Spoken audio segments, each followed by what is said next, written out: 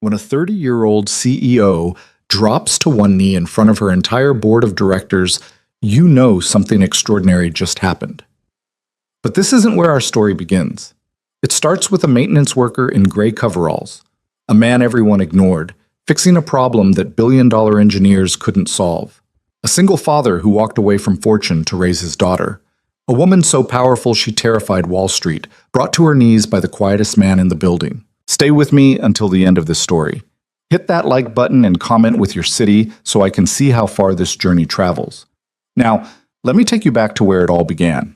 The fluorescent lights in Orion Grid Technologies' basement flickered at 6:47 a.m., casting uneven shadows across Mason Reed's workbench.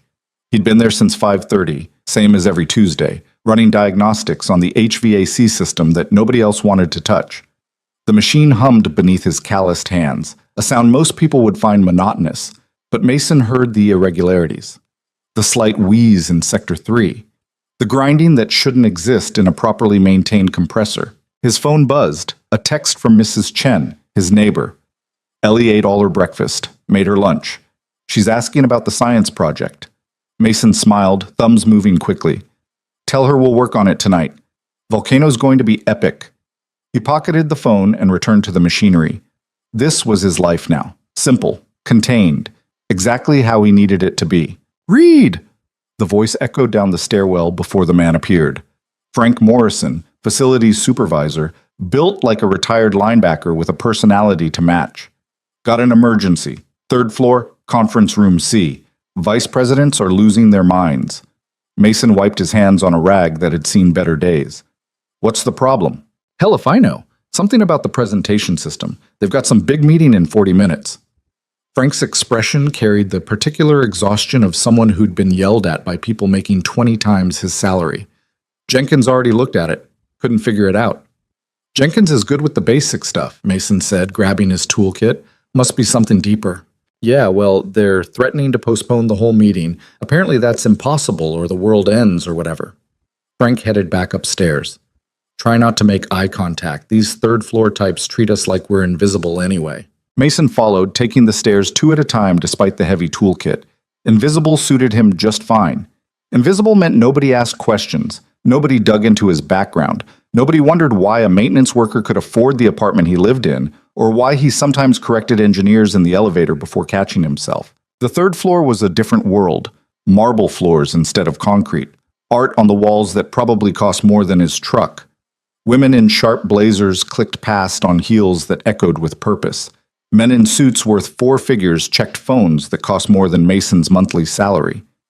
Nobody looked at him. Conference room C was chaos contained behind glass walls. Mason could see them before he entered. 6 people in expensive clothes, gesturing at a blank projection screen like it had personally offended them. A woman with silver hair paced while talking rapidly into her phone. A younger guy in a vest kept jabbing at a remote control like violence might solve the problem. Mason knocked once, then entered. Finally, the silver-haired woman said without looking at him. The screen won't display. We've tried 3 different laptops, 2 cables, rebooting the system. Nothing works. I'll take a look, Mason said quietly. He set his toolkit down and moved to the control panel. The room continued buzzing around him. Phone calls, complaints, someone ordering a backup conference room, just in case these maintenance people can't handle basic technology. Mason ignored it all. He'd developed that skill years ago, the ability to tune out everything except the problem in front of him. The control panel looked fine at first glance. He checked the obvious things: power, connections, input sources, all normal. Then he noticed something the others had missed. A tiny indicator light that should have been green was amber. He traced the cable backward, following it through the wall panel.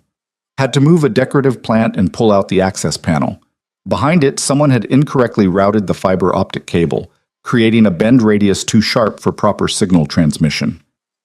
Found it, Mason said. The room quieted slightly. The fiber's kinked, he explained, carefully straightening the cable. Probably happened during the renovation last month. Just needs proper routing. He secured the cable correctly, replaced the panel, moved the plant back. The whole repair took 4 minutes. The screen flickered to life, displaying the laptop's desktop perfectly. Oh, thank God, someone said.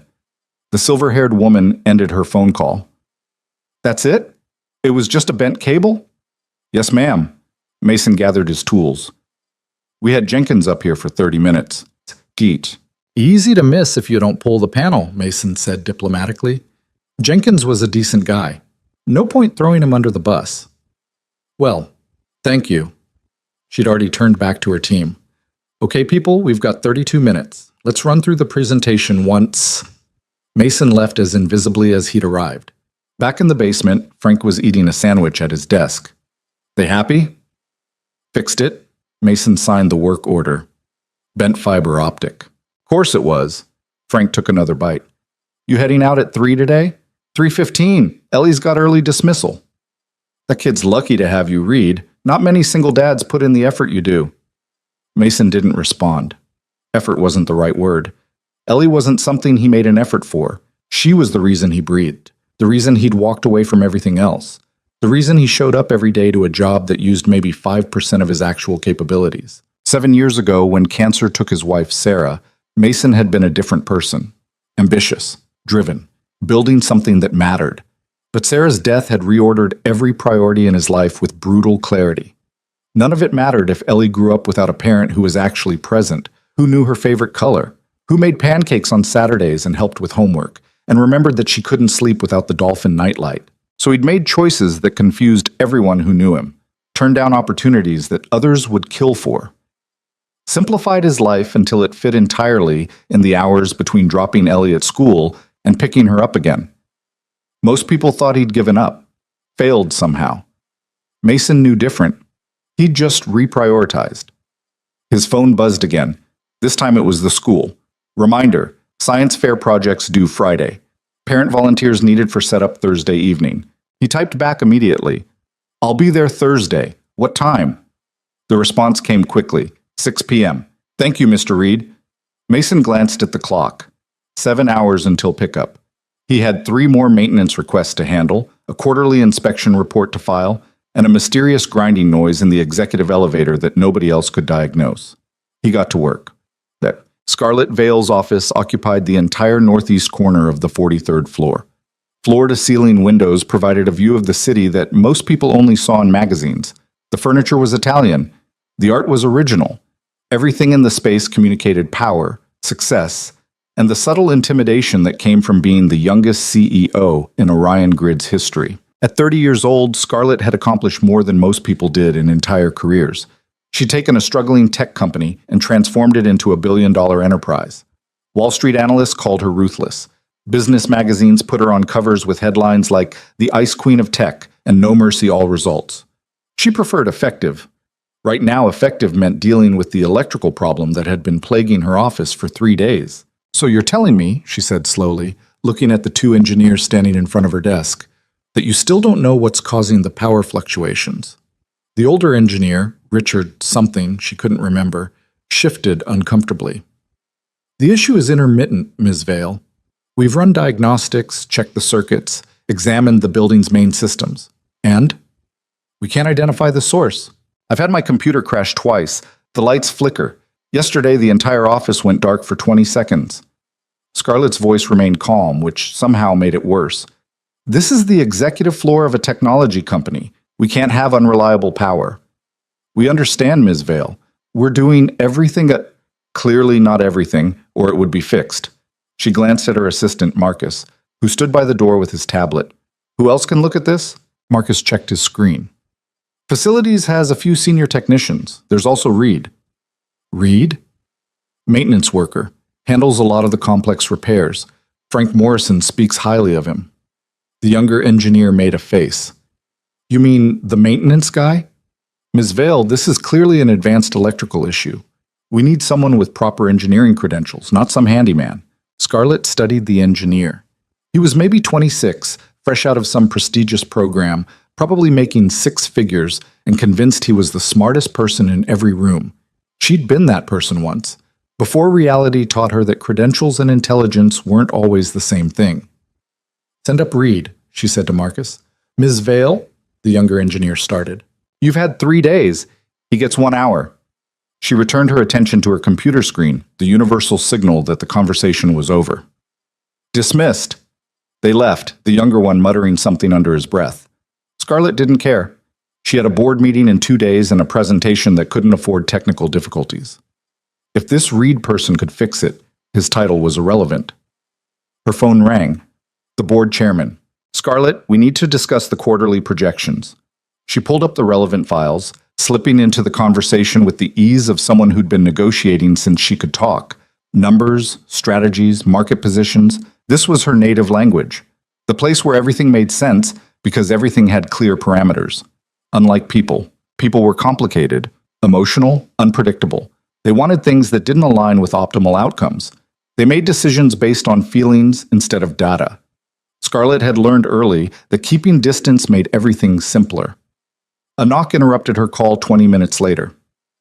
"Hold on," she said into the phone, then raised her voice. "Come in." The man who entered didn't look like the engineers who'd just left.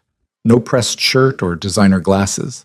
Just gray coveralls, work boots, and a toolkit that had clearly seen years of use. He was tall, broad-shouldered, with dark hair that needed a trim, and hands that showed actual work. He also looked tired. Not sleepy. The deeper kind of tired that came from carrying weight most people couldn't see. "Mason Reed, ma'am. You requested maintenance." His voice was quiet but clear, respectful without being servile. "I'll call you back," Scarlett said into the phone, ending the conversation. She stood, gesturing to her office. "Power fluctuations? 3 days? 2 engineers couldn't solve it." Mason nodded, already scanning the room with the kind of attention that suggested he was cataloging everything. "When does it happen? Any pattern?" "Intermittent, sometimes morning, sometimes afternoon. No warning." "Okay." He set down his toolkit and pulled out a device she didn't recognize. "I'm going to check the circuits and the local junction box. It may take a few minutes." "Take whatever you need." Scarlett returned to her desk, opening her laptop to review the documents for the board meeting. She was aware of Mason moving around her office, testing outlets, examining the lighting fixtures. At one point, pulling a small panel off the wall to access something behind it. He worked quietly, efficiently, no wasted movement. After about 15 minutes, he spoke. "Ms. Vale, do you use that lamp?" He pointed to a decorative floor lamp in the corner. "Occasionally. Why?" "The wiring's deteriorating, probably been there since the building was constructed, 15, 20 years. Insulation's breaking down, causing shorts that cascade through your office's circuit." He was already disconnecting it. Surprised it hasn't tripped the breaker. The engineers didn't check that. Most people don't think to check decorative fixtures. They look at the main systems first.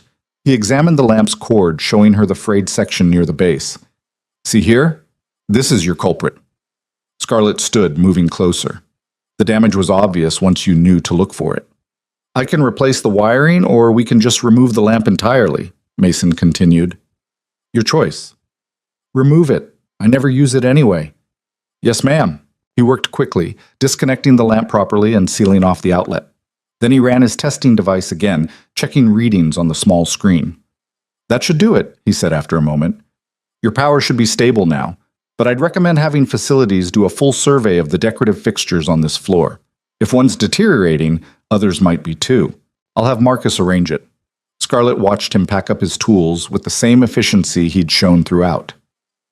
"Reed, what's your background?" He paused, just for a fraction of a second. "Maintenance, mostly. Been with Orion Grid about 3 years. Before that?" "Different work, nothing relevant." His tone was polite but final. The conversational equivalent of a closed door. Scarlett recognized the deflection. She used similar techniques herself when people asked questions she didn't want to answer. "Well, you solved in 20 minutes what 2 engineers couldn't manage in 3 days. I'll make sure Morrison knows." "Just doing my job, Ms. Vale." He headed for the door, toolkit in hand. "Reed?" He turned back. Scarlett hesitated, which was unusual for her. "Thank you." Something shifted in his expression. Not quite a smile, but a slight softening. "You're welcome." Then he was gone, and Scarlett was alone in her office again, looking at the empty space where the lamp had been. She pulled up her computer and sent Marcus a quick message. "Get me Mason Reed's employment file." The response came within minutes, a PDF attachment. Scarlett opened it. The file was surprisingly thin. Reed, Mason J., age 32. Hired 3 years ago as a maintenance technician. Previous employment listed simply as private sector engineering. No specifics. References from Frank Morrison and 2 other facilities supervisors, all glowing. Education. Bachelor's in Electrical Engineering from MIT. Master's in Systems Architecture from Stanford. Scarlett read that line 3 times. A maintenance worker with degrees from MIT and Stanford, working for $52,000 a year when he could easily command 10 times that. She pulled up the company directory and cross-referenced his name with any other mentions in the system, found a few work orders, some safety inspection reports he'd filed, and 1 note in the HR system. Emergency contact, Eleanor Reed, daughter, currently listed with neighbor Chen, Margaret, a daughter, single father, based on the emergency contact setup. Scarlett closed the files and returned to her board meeting preparation. Reed's background was unusual, but Orion Grid employed thousands of people. Everyone had their reasons for their choices. Still, she found herself glancing at the empty space where the lamp had been, thinking about the quiet man in gray coveralls who'd solved a problem everyone else had missed. 3 days later, Mason was replacing filters in the air handling system on the 27th floor when his radio crackled. "Reed, you copy." Frank's voice slightly distorted. Mason keyed the mic. "Yeah, I'm here. Need you in the data center, priority 1. That was never good. "What's wrong?" "Cooling system's acting weird. Temperature's climbing. Jenkins and Patterson are already down there, but they're not making progress." "On my way." Mason gathered his tools quickly. The data center was the heart of Orion Grid's operations. Thousands of servers processing millions of transactions every hour. If the cooling system failed, those servers would overheat, data would be lost, systems would crash.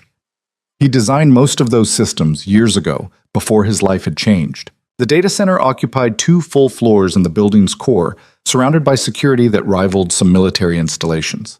Mason badged through 3 separate checkpoints, each guard recognizing him and waving him through without question. Inside, the noise was tremendous. Thousands of cooling fans, the hum of processors, the whoosh of air circulation. Temperature displays on the wall showed readings climbing into yellow zones. Jenkins and Patterson stood by the main cooling controls, both looking stressed. "Thank God," Patterson said when he saw Mason. "The secondary cooling loop isn't circulating properly. We've checked the pumps, the valves, everything we can think of." Mason moved to the control panel, studying the readouts. Temperature climbing steadily. Flow rates abnormal in loop 2. Pressure differentials off by significant margins. "Did you check the heat exchanger?" he asked. "First thing, it's clean." "Filters?" "Replaced yesterday." Mason walked the length of the cooling system, one hand trailing along the pipes, feeling for temperature variations. The metal told stories if you knew how to listen. Here, too hot. There, too cold. Circulation pattern wrong. He stopped at a junction point where 3 pipes met, crouching down to examine the valves. Found what he was looking for. A pressure relief valve stuck in a partially open position. Subtle enough that casual inspection would miss it, but significant enough to disrupt the entire circulation pattern. "Here," he said, pointing. "Valve seized, probably mineral buildup. It's bleeding pressure from the system." Patterson leaned in. "Son of a bitch, we walked right past that. Easy to miss." Mason was already pulling tools from his kit. "I need to isolate this section. Can you reroute flow to loop 3 temporarily?" "On it." Mason worked quickly, but carefully. The valve had to be removed and cleaned without damaging the surrounding components. One wrong move and he could crack a seal, causing a leak that would shut down the entire data center. His phone buzzed in his pocket. He ignored it, buzzed again, and again. "You need to get that?" Jenkins asked. "I'm good." Mason kept working.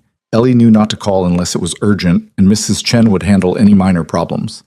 The valve came free after 10 minutes of careful work. Mason examined it. Mineral deposits had built up inside, preventing proper closure. He cleaned it thoroughly, checked the seal, and reinstalled it with new gaskets. "Try it now," he said to Patterson. Patterson opened the valve slowly. Flow resumed. The pressure reading stabilized. Temperature displays began dropping back toward green zones. "That's it," Patterson said, relief obvious in his voice. "Temperature's dropping. System's balanced." Mason stood, wiping his hands. His phone buzzed again. This time he checked it. 4 missed calls from Mrs. Chen. 1 voicemail. His stomach dropped. He stepped away from the noise, pressing the phone to his ear to hear the message. "Mason, it's Margaret. Ellie's fine, but she had a fall at school. Nothing serious, but they want a parent to come get her. She's asking for you. Call me back. Mason checked the time, 2:47 p.m. School ended at 3:15, but early dismissal meant Ellie was supposed to be home already. Jenkins, Patterson, can you monitor the system for the next hour? Make sure temperatures stay stable? Sure thing. It should be fine now. Thanks. Mason was already moving toward the exit. He keyed his radio while walking. Frank, Reed here. I've got a family emergency. Need to leave early. The cooling system. Fixed. Jenkins and Patterson can monitor. I'll file the report tomorrow. Everything okay? Daughter had an accident at school. I need to go. Go. We've got it covered. Mason took the stairs instead of waiting for the elevator, emerging into the lobby and crossing to the parking garage at a pace just short of running. His truck, an aging Ford that he maintained himself, started immediately. The drive to Mrs. Chen's apartment took 12 minutes. Normally, Mason drove with careful patience, but today he might have pushed a few yellow lights. Mrs. Chen answered the door before he knocked, concern on her weathered face. She's okay, Mason. Just shaken up. Ellie sat on Mrs. Chen's couch, holding an ice pack to her knee. When she saw Mason, her face crumpled and tears started. Hey, sweetheart. Mason crossed the room in 3 strides, kneeling beside her. What happened? I fell off the monkey bars. Her voice was small, wobbly. It really hurts, Dad. Can I see? She moved the ice pack. The knee was swollen and already showing an impressive bruise. That's a good one, Mason said gently, examining it carefully. Can you bend it? She tried, wincing but managing some movement. Okay, let's get you home and elevated. Mrs. Chen, thank you for calling me. Of course. The school nurse said it's not broken, just a bad bruise, but they wanted you to monitor it. Mason scooped Ellie up carefully, ice pack and all. She wrapped her arms around his neck, burying her face against his shoulder. I was being careful, she said, muffled. I promise. I know, baby. Accidents happen. He carried her to the truck, settling her in the passenger seat with the ice pack repositioned. The drive home took 5 minutes. Their apartment was on the 4th floor of a modest building, nothing fancy but clean and safe and exactly what they needed. Inside, Mason set Ellie on the couch and propped her leg up with pillows. You hungry? A little. How about grilled cheese and tomato soup? Can we do shapes with the cookie cutters? Star-shaped grilled cheese coming right up. He made the food while keeping an eye on her through the kitchen pass-through. She'd turned on a nature documentary, something about deep-sea creatures. Ellie loved anything involving animals or science. The grilled cheese came out perfectly, golden brown stars that made her smile despite the pain.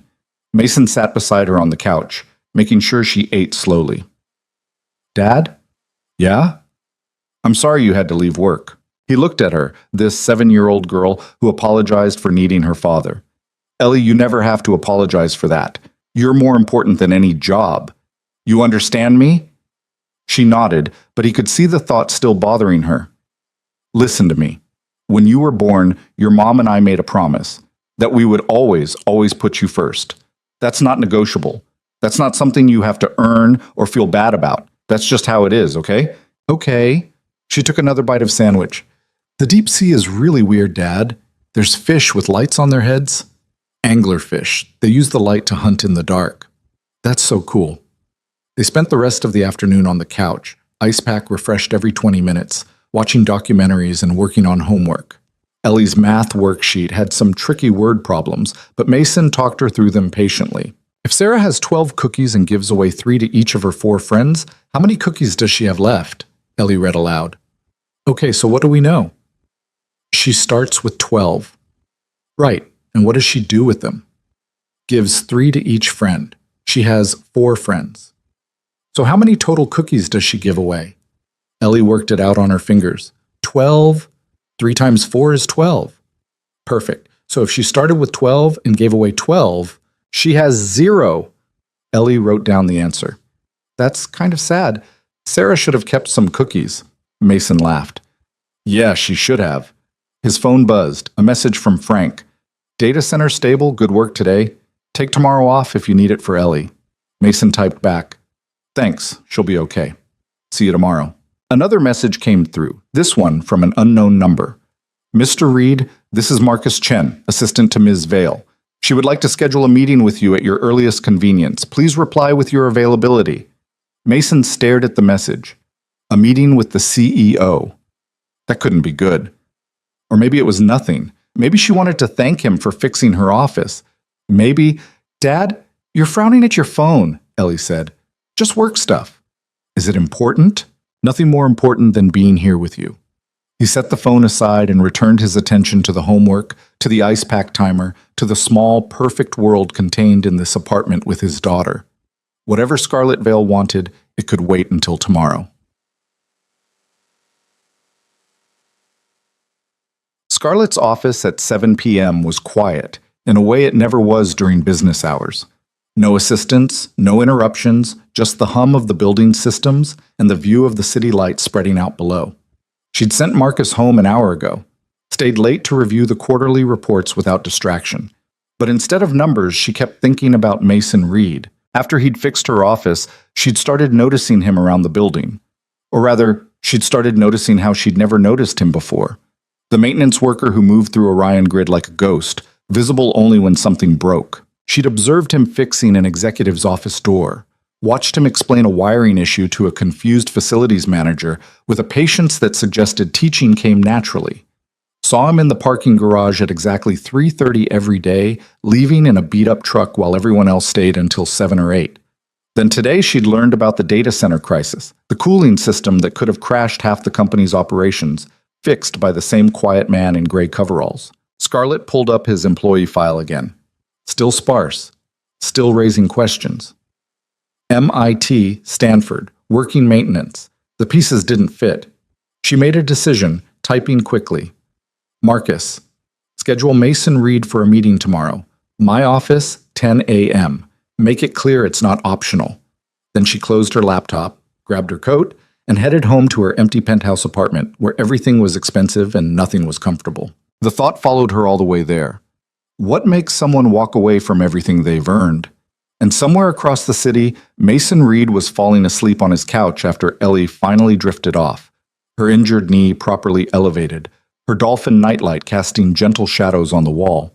He didn't dream about corner offices or quarterly reports. He dreamed about a little girl laughing as they built a volcano for the science fair, baking soda and vinegar ready to erupt in a spectacular mess that would make all the other parents nervous and all the kids jealous.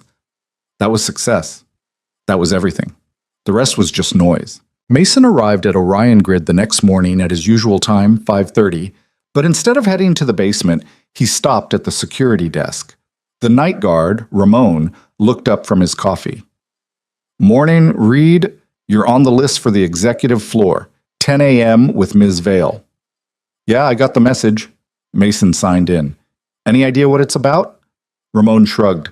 Above my pay grade, man, but she doesn't usually call maintenance workers up there unless something's broken. Great. Mason spent the next 4 hours working through his normal routine, trying not to think about the meeting.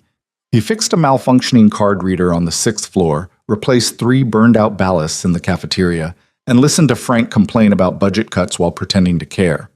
At 9:40, he headed to the locker room and changed into the cleanest work shirt he owned. Still coveralls, still work boots, but at least there weren't any grease stains. Frank caught him on the way out. Where you headed looking almost presentable? Meeting with Vale. The CEO. What'd you do? Fixed her office last week. Maybe she wants to say thanks in person. Mason didn't believe that, and neither did Frank based on his expression. Or maybe she wants to offer you something. Frank leaned against the doorframe. Reed, I know you keep your head down, but people notice. You're better than this job. You know that, right? Mason grabbed his jacket. This job works for me. Because of Ellie. Because of Ellie. Frank nodded slowly. Just keep an open mind, okay? Sometimes good things happen. I'll see you after. The elevator ride to the 43rd floor felt longer than usual. Mason watched the numbers climb, each one taking him further from the comfortable obscurity of the basement.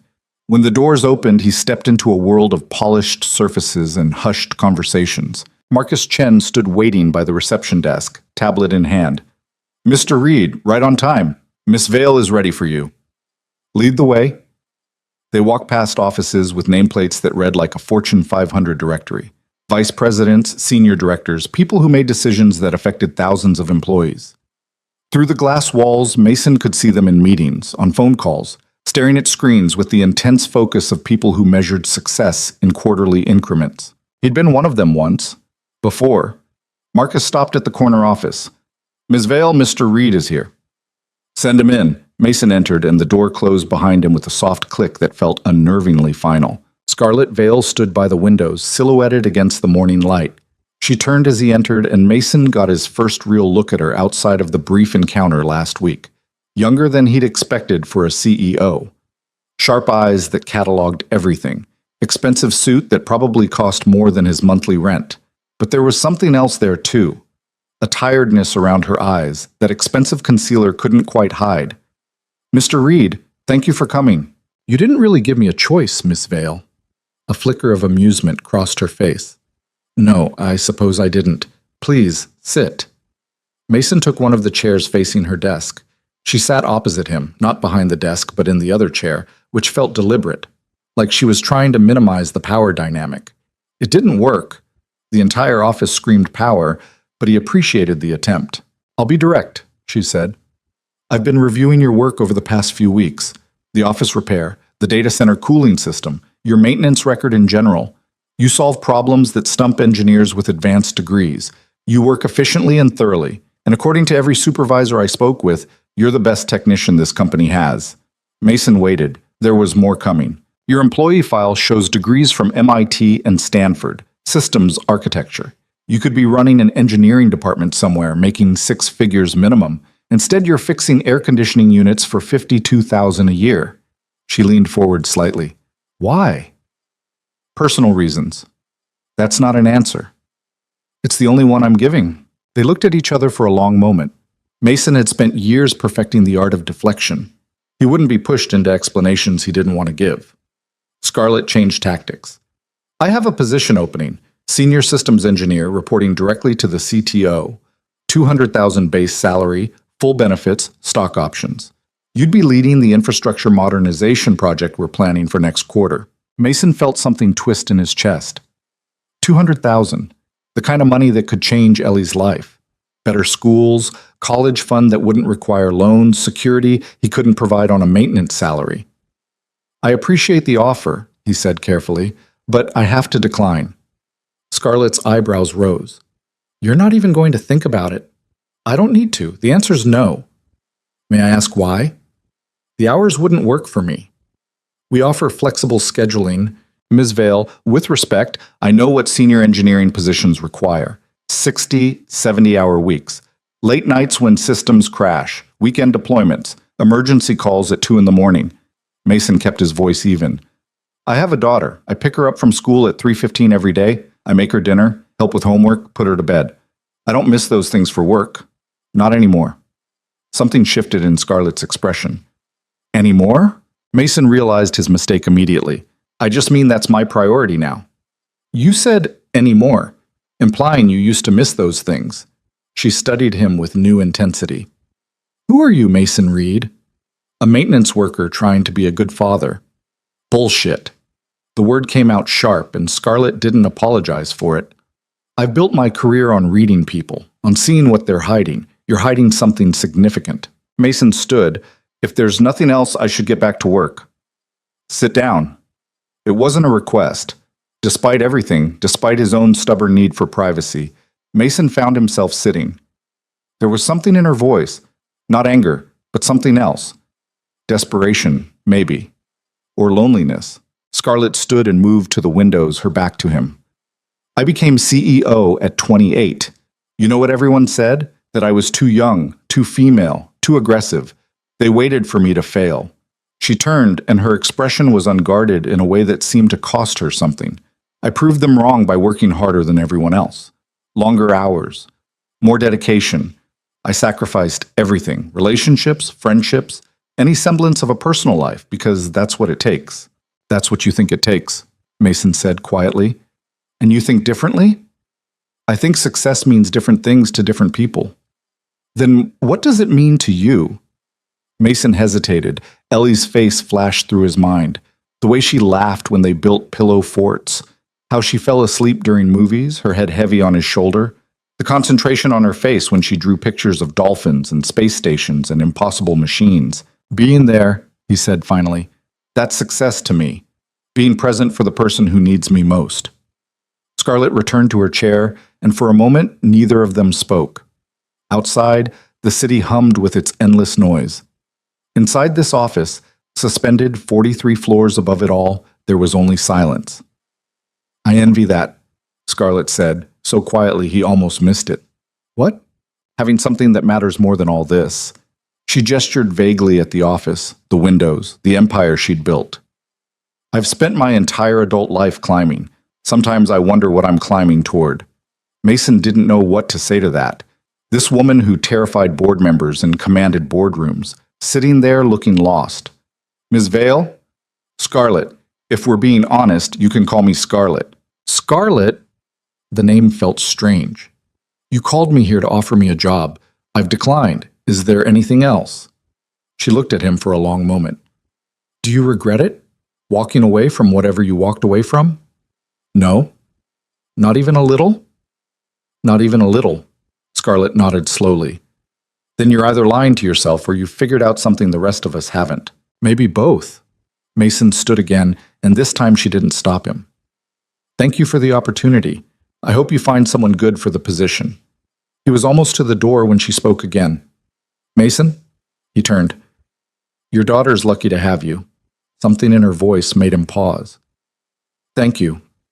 What's her name? Ellie. Tell Ellie I hope her knee feels better. Mason's hand froze on the door handle. How did you know about her knee? Scarlett's expression flickered, surprise, then something like embarrassment. Marcus mentioned it when he called you yesterday. Said you'd left early for a family emergency. It was a reasonable explanation, probably even true, but Mason had the distinct impression she knew more than she was saying. He left without responding, and the elevator ride down felt like decompression. Back to the basement, back to his locker, back to the familiar world where he understood the rules. Frank was waiting. Well?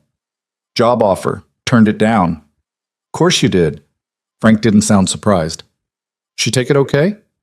Hard to tell with her. Reed, you know people talk, right? About you. Mason grabbed his toolkit. People always talk. They say you're wasting potential, that you're hiding from something. Some folks think you screwed up somewhere and this is all you can get. And what do you think? Frank considered the question. I think you're the smartest guy in this building and you're exactly where you want to be. I just don't understand why. You don't have to. Mason spent the rest of the day fixing things. A jammed door on the 19th floor, faulty wiring in the second floor break room, the executive elevator that had been making concerning noises for a week. He lost himself in the work and problems with clear solutions in a world that made sense. At 3:15 exactly, he clocked out and drove to Ellie's school. She was waiting by the front entrance, backpack nearly as big as she was, her injured knee wrapped in a colorful bandage. She'd clearly decorated herself. Her face lit up when she saw the truck. Dad, look, I drew a shark on my bandage. That's a great shark. Mason helped her into the passenger seat. How was school? Good. We learned about metamorphic rocks, and I got 100 on my spelling test, and Jacob threw up during lunch, but it was because he ate too much, not because he was sick, so we didn't have to evacuate. Sounds like quite a day. Oh, and Mrs. Patterson said the science fair is definitely Friday, and we should practice our presentations. Can we practice tonight? Absolutely. They drove home, Ellie narrating every detail of her day with the enthusiasm only a 7-year-old could maintain. Mason listened, asking questions, laughing at the right moments. This was the world he'd chosen, this exact world. Their apartment felt warm when they entered. Mason had left the heat on low, and the November chill hadn't penetrated. Ellie dropped her backpack and immediately started pulling out the science fair volcano they'd been working on. Okay, so I'm supposed to explain the chemical reaction, right? Right. What happens when you mix baking soda and vinegar? The acid in the vinegar reacts with the base in the baking soda and creates carbon dioxide gas, which makes the eruption. She recited it perfectly, then grinned. Did I say it right? Perfect. Want to practice the actual eruption? Yes. They moved the volcano to the kitchen sink. Mason had learned that lesson the hard way last week when practice eruption number 1 had reached the living room ceiling. Ellie carefully measured the baking soda, her tongue poking out in concentration. Mason stood behind her, ready to help if needed, but letting her do it herself. Ready? She asked. Ready. She poured the vinegar, and the volcano erupted in a satisfying fountain of foam. Ellie squealed with delight, clapping her hands. It works, Dad! It really works! You did great, sweetheart. His phone buzzed. He ignored it, buzzed again. Ellie looked up. You can check it if you need to. I'm good. Let's practice your presentation speech. But the phone kept buzzing. Finally, reluctantly, Mason pulled it out. 3 messages from an unknown number. This is Scarlett Vale. I got your number from HR. I apologize for the intrusion. I wanted to say I was out of line this morning. Your privacy is your own. Also, I meant what I said about Ellie, and I hope you both enjoy the science fair. Mason stared at the messages. The CEO of Orion Grid Technologies, texting him personally, apologizing, mentioning his daughter by name. Dad? Who is it? Just work. Is it important? He looked at Ellie, covered in baking soda, beaming with pride over her volcano. No, baby. Nothing's more important than this. He put the phone away without responding. But that night, after Ellie fell asleep, Mason sat on the couch and read the messages again. There was something in them, a vulnerability he hadn't expected. Scarlett Vale, the ice queen of tech, apologizing for overstepping. Against his better judgment, he typed a response. No apology necessary. And thank you. She worked really hard on the project. The reply came within seconds. What's the project? Volcano. Classic, but effective. I did a solar system model in 4th grade. Saturn's rings fell off during the presentation. Mason found himself smiling. Ellie would be devastated. She's been rehearsing for a week. She sounds wonderful. She is. There was a pause, then another message. Can I ask you something? And you can tell me it's none of my business. Go ahead. Why did you really turn down the job? The real reason. Mason's fingers hovered over the keyboard. He could deflect. Should deflect. But something about the late hour and the darkness of his living room made him honest. Because I already failed at balancing work and family once. I'm not doing it again. The response took longer this time. Failed how? My wife got sick. Cancer. I was so focused on work, building something I thought mattered, that I missed the signs. By the time we caught it, it was too late. She died, and I wasn't there for most of it. Too busy in meetings, on calls, solving problems that didn't matter. Mason, I'm so sorry. After she died, I looked at my daughter and realized she'd lost her mother. She couldn't lose her father, too. Not to work, not to ambition. So I walked away from all of it. That's not failure, that's love. Mason set the phone down, something tight in his chest. He hadn't talked about Sarah in years, hadn't explained his choices to anyone. And here he was, spilling it to a woman he barely knew, through text messages at 11 p.m. The phone buzzed one more time. Thank you for telling me. Your secret's safe. And for what it's worth, I think Ellie's the luckiest kid in the world. Mason didn't respond. He turned off the phone and sat in the darkness, listening to the quiet sounds of his daughter sleeping in the next room. The next morning, he arrived at work to find Frank looking worried. Reed, we got a problem. What kind of problem? Jenkins didn't show up. Patterson's out sick, and we've got inspections on 3 floors today. Building code stuff can't be postponed. I need you to cover all of it. Mason checked his watch. I can do the morning inspections, but I need to leave by 2:30 today. Science fair setup. Reed, this is mandatory. Inspections don't get postponed for my daughter's science fair. Mason's voice was calm but firm. I'll get the inspections done. All of them. But I'm leaving at 2:30. Frank looked like he wanted to argue, then sighed. Fine, but if you can't finish, I'll finish. And he did.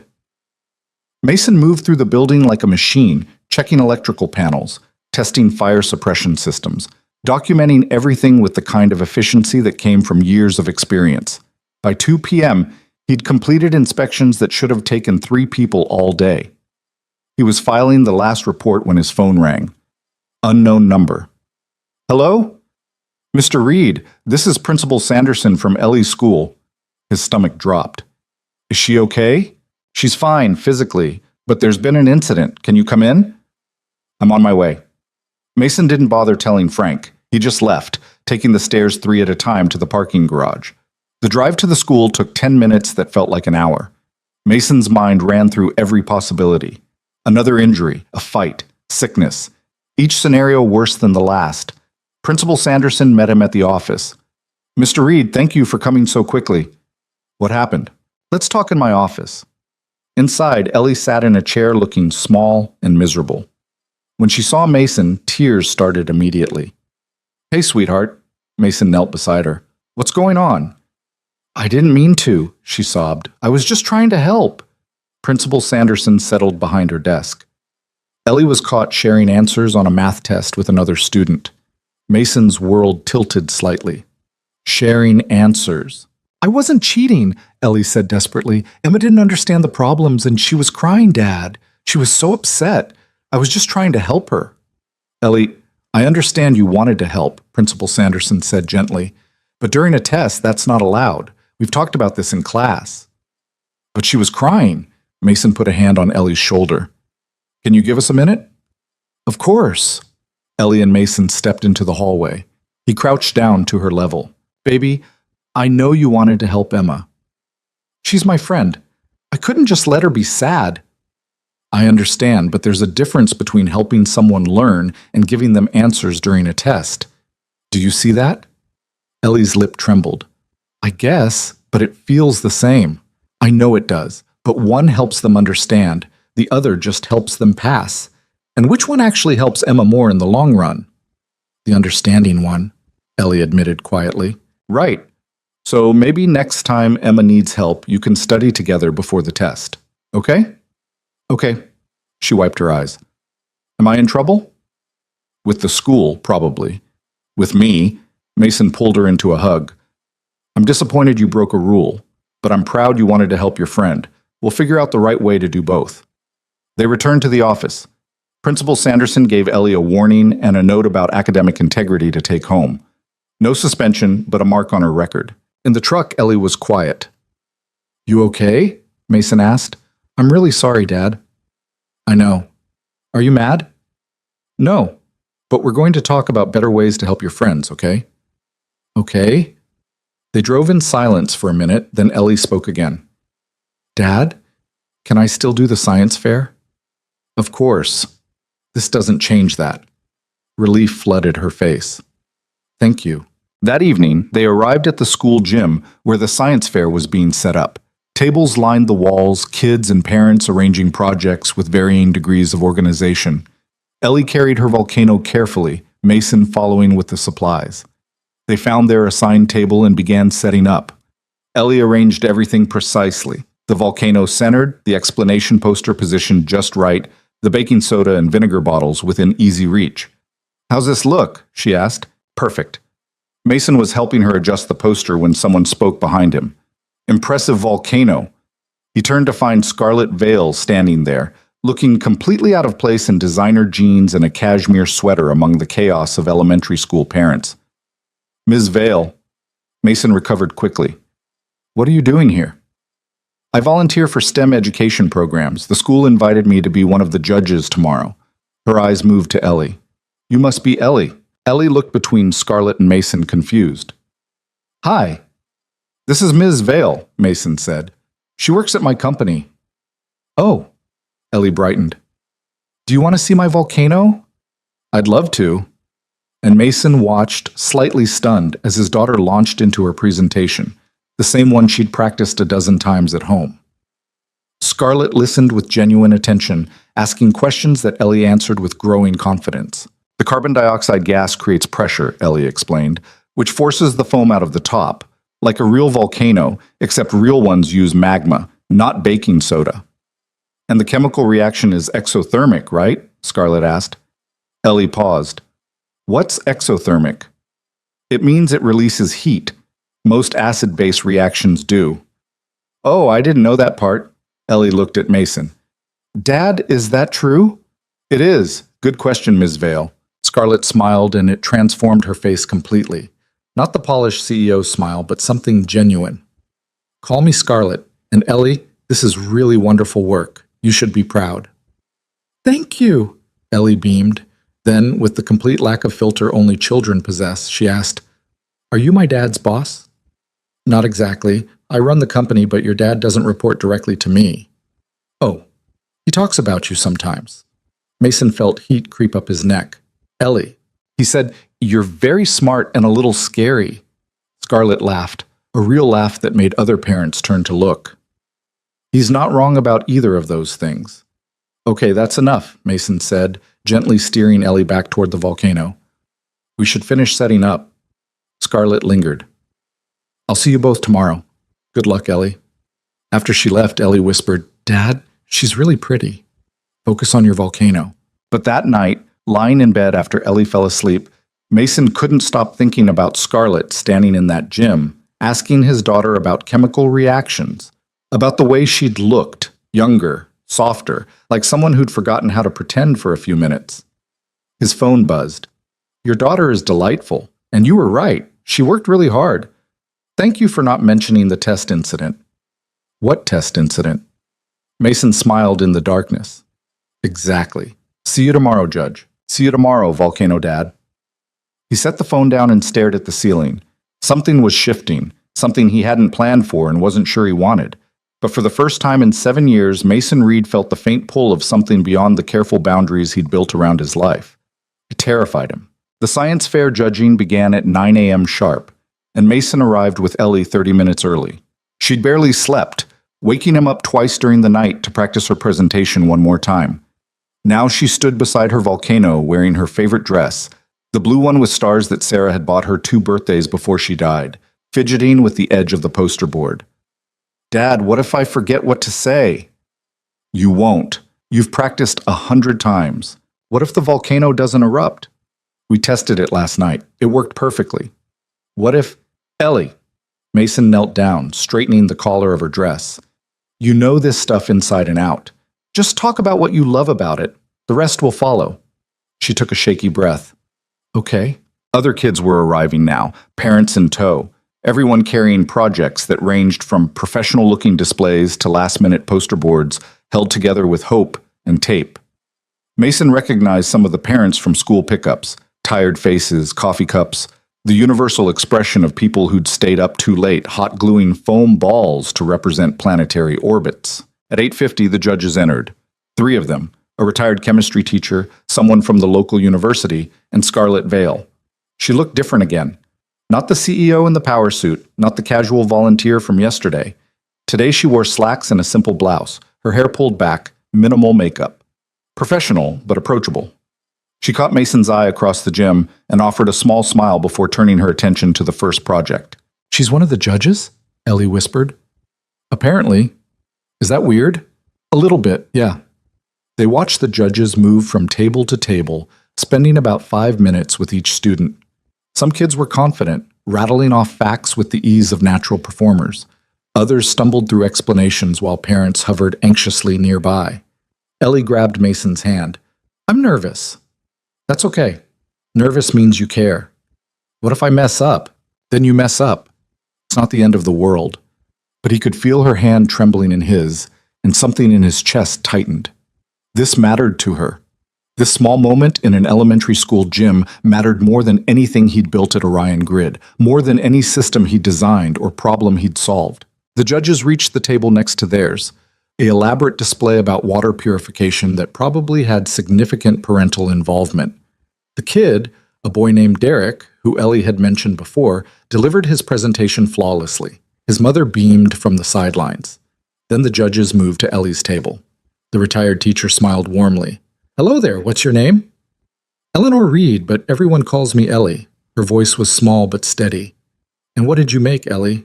"A volcano, to demonstrate chemical reactions between acids and bases." "Wonderful, can you tell us about it?" Ellie launched into her presentation, and Mason watched her transform. The nervousness didn't disappear. He could see it in the way she twisted her fingers together, but she pushed through it, explained the materials, described the reaction, even mentioned the exothermic property that Scarlett had taught her yesterday. "And now I'll demonstrate," Ellie said, reaching for the baking soda. Her hand shook slightly as she poured it into the volcano. Mason held his breath. Then came the vinegar, and the foam erupted exactly as it should, flowing down the sides in a satisfying cascade. Ellie's face lit up with relief and pride. "Excellent work," the university professor said, making notes. "Very well explained." The retired teacher nodded. "You clearly understand the chemistry." Good job. Then Scarlett spoke. Ellie, can I ask you a question? Sure. You mentioned this is an acid-base reaction. Can you think of other places where we see similar reactions in everyday life? Ellie paused, thinking. Mason knew she hadn't prepared for follow-up questions. He watched her process, saw the moment she made the connection. Like when you use baking soda to clean stuff? My dad does that sometimes. He says it reacts with the dirty things and makes them easier to wipe away. Exactly right. That's a perfect real-world application. Scarlett made a note on her judging sheet, and something passed between her and Mason, a look that lasted only a second but felt significant. Thank you, Ellie. This was really impressive. After the judges moved on, Ellie practically vibrated with excitement. Dad, I did it! I didn't forget anything. You were perfect. Did you see how big the eruption was? And I remembered the exothermic thing. I'm proud of you, sweetheart. They had to wait another hour while the judges evaluated all the projects. Mason bought Ellie a donut from the PTA table, and they sat on the bleachers watching other kids present. Some were brilliant, some were disasters. All of them were 7-year-olds doing their best, which made every single one worth something. Finally, the principal took the microphone.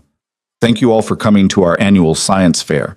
Our judges had a very difficult time choosing winners, but they've made their decisions. We'll start with honorable mentions. Ellie gripped Mason's hand. 3 names were called, not Ellie's. Third place goes to Derek Morrison for his water purification system. Derek and his mother went up to collect a bronze ribbon. The mother looked disappointed that it wasn't first place. Second place goes to Sarah Chen for her investigation of plant growth under different light conditions. Sarah practically skipped to the front. Her parents cheered. And first place goes to...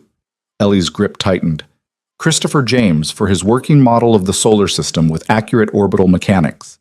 Ellie's hand went slack in Mason's. Her face fell, trying to hide disappointment behind a brave smile.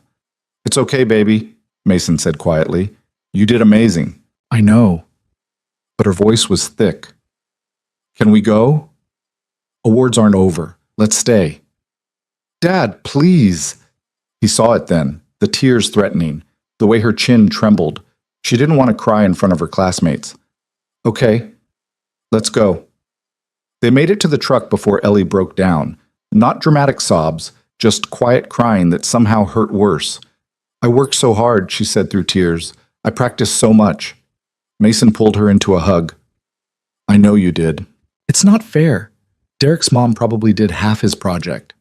Maybe, but that's not about you. You did your own work. You understood everything. That matters more than a ribbon. Then why does it hurt? Because you cared. And that's good, Ellie. Caring about things is good, even when it hurts.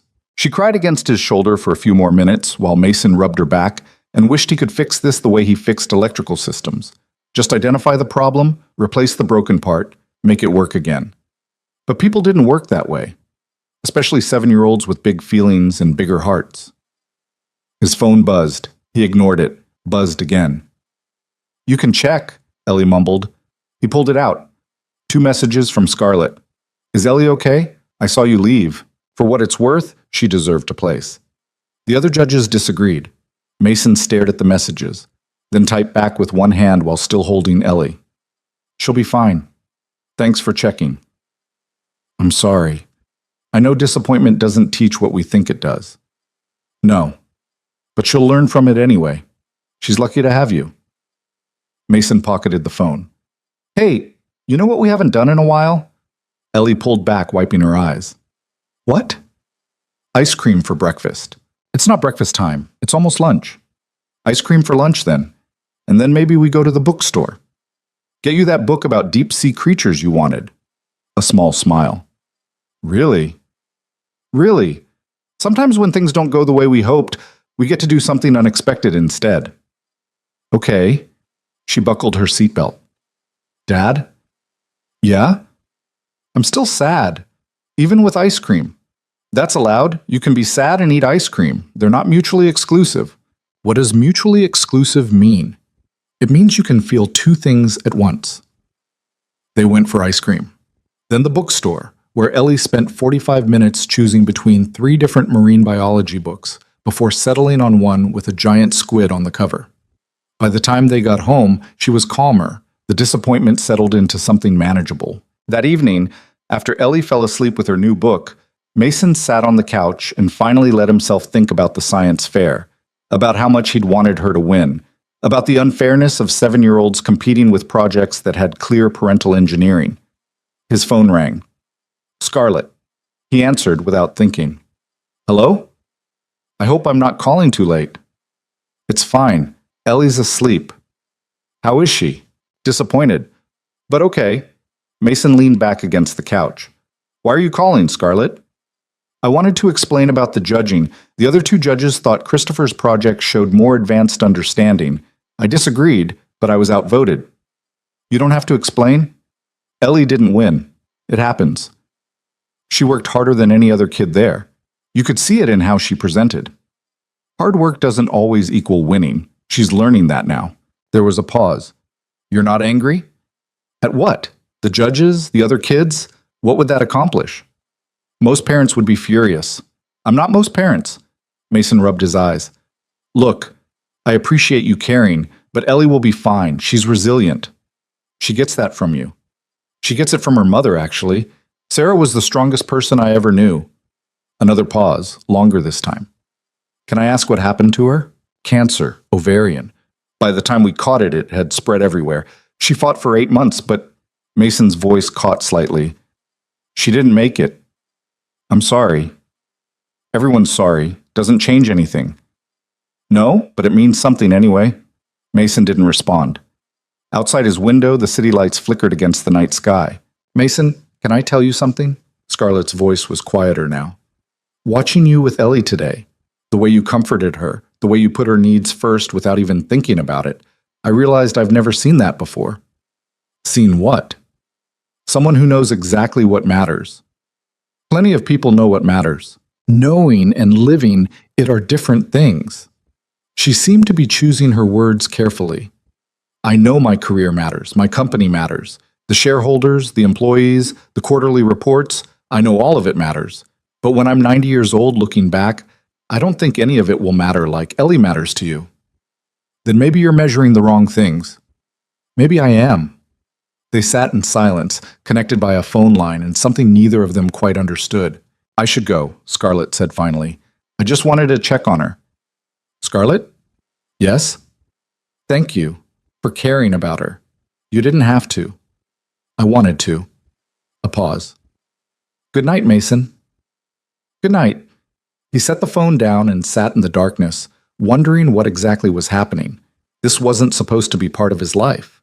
Complicated feelings, late-night phone calls, a woman who made him think about things he'd buried 7 years ago. The next Monday at work, Frank pulled Mason aside before he could even put his toolkit down. We got a situation. What kind? The kind where corporate wants you specifically. Mason's stomach sank. For what? Some VP's office has electrical issues. They requested you by name. Frank handed him a work order. 37th floor, office 3712. The 37th floor was senior management territory. Mason took the elevator up, wondering which executive had heard about his work, and decided to test him. Office 3712 belonged to Richard Chen, VP of Operations, a man in his 50s with silver hair and an expression that suggested he'd never been told no in his life.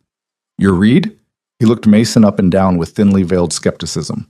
Yes, sir. I understand you have an electrical issue. My computer keeps shutting down. The IT department can't figure it out, so they sent you. The way he said you made it clear what he thought of maintenance workers. Mason set his toolkit down and examined the office. Expensive furniture, multiple monitors, enough electronics to power a small server room, all running off outlets that were probably original to the building. When does it shut down? Randomly, middle of important work. Do the lights flicker when it happens? Sometimes. Why does that matter? Mason ignored the condescension and checked the outlet setup. Found the problem immediately. Someone had daisy-chained power strips, creating a load that exceeded the circuit's capacity. Every time the system drew too much power, the breaker tripped. Your circuit's overloaded, Mason explained. You need either a dedicated line for your computer equipment or to redistribute the load across multiple circuits. Can't you just fix it? I can redistribute the current load, but it's a temporary solution. For a permanent fix, you'll need an electrician to install new circuits. Richard's face reddened. I don't have time for construction. Just make it work. Sir, I can make it work temporarily, but then do that. And do it quickly. I have a meeting in 20 minutes. Mason spent the next 15 minutes reorganizing the power distribution, testing loads, making sure everything stayed under capacity. It would hold for now, but eventually the problem would return. This should work short term, he said, packing up, but I strongly recommend, yeah, permanent fix. I'll put in a request. Richard was already back at his computer, dismissing Mason without another glance. In the hallway, Mason encountered two other executives leaving a conference room. Did you see the maintenance guy in Richard's office? One said, not bothering to lower his voice. Yeah, heard he's some kind of miracle worker. Miracle worker? He's a maintenance tech. Probably couldn't handle real engineering if his life depended on it. They walked past Mason without recognizing him, still talking. Still, must be nice. Easy job, no real responsibility. Clock in, fix some cables, clock out. Mason continued to the elevator, their words washing over him like rain. He'd heard it all before. The assumptions, the dismissals, the casual contempt that people who'd never held a wrench reserved for people who did. It used to bother him. Before Sarah died, when he still cared about perception and status and what people thought. Now it just seemed sad. These men in expensive suits, measuring worth in titles and salaries, completely missing what actually mattered. The elevator opened on the 43rd floor. Marcus was waiting. Mr. Reed, Ms. Vale would like to see you if you have a moment.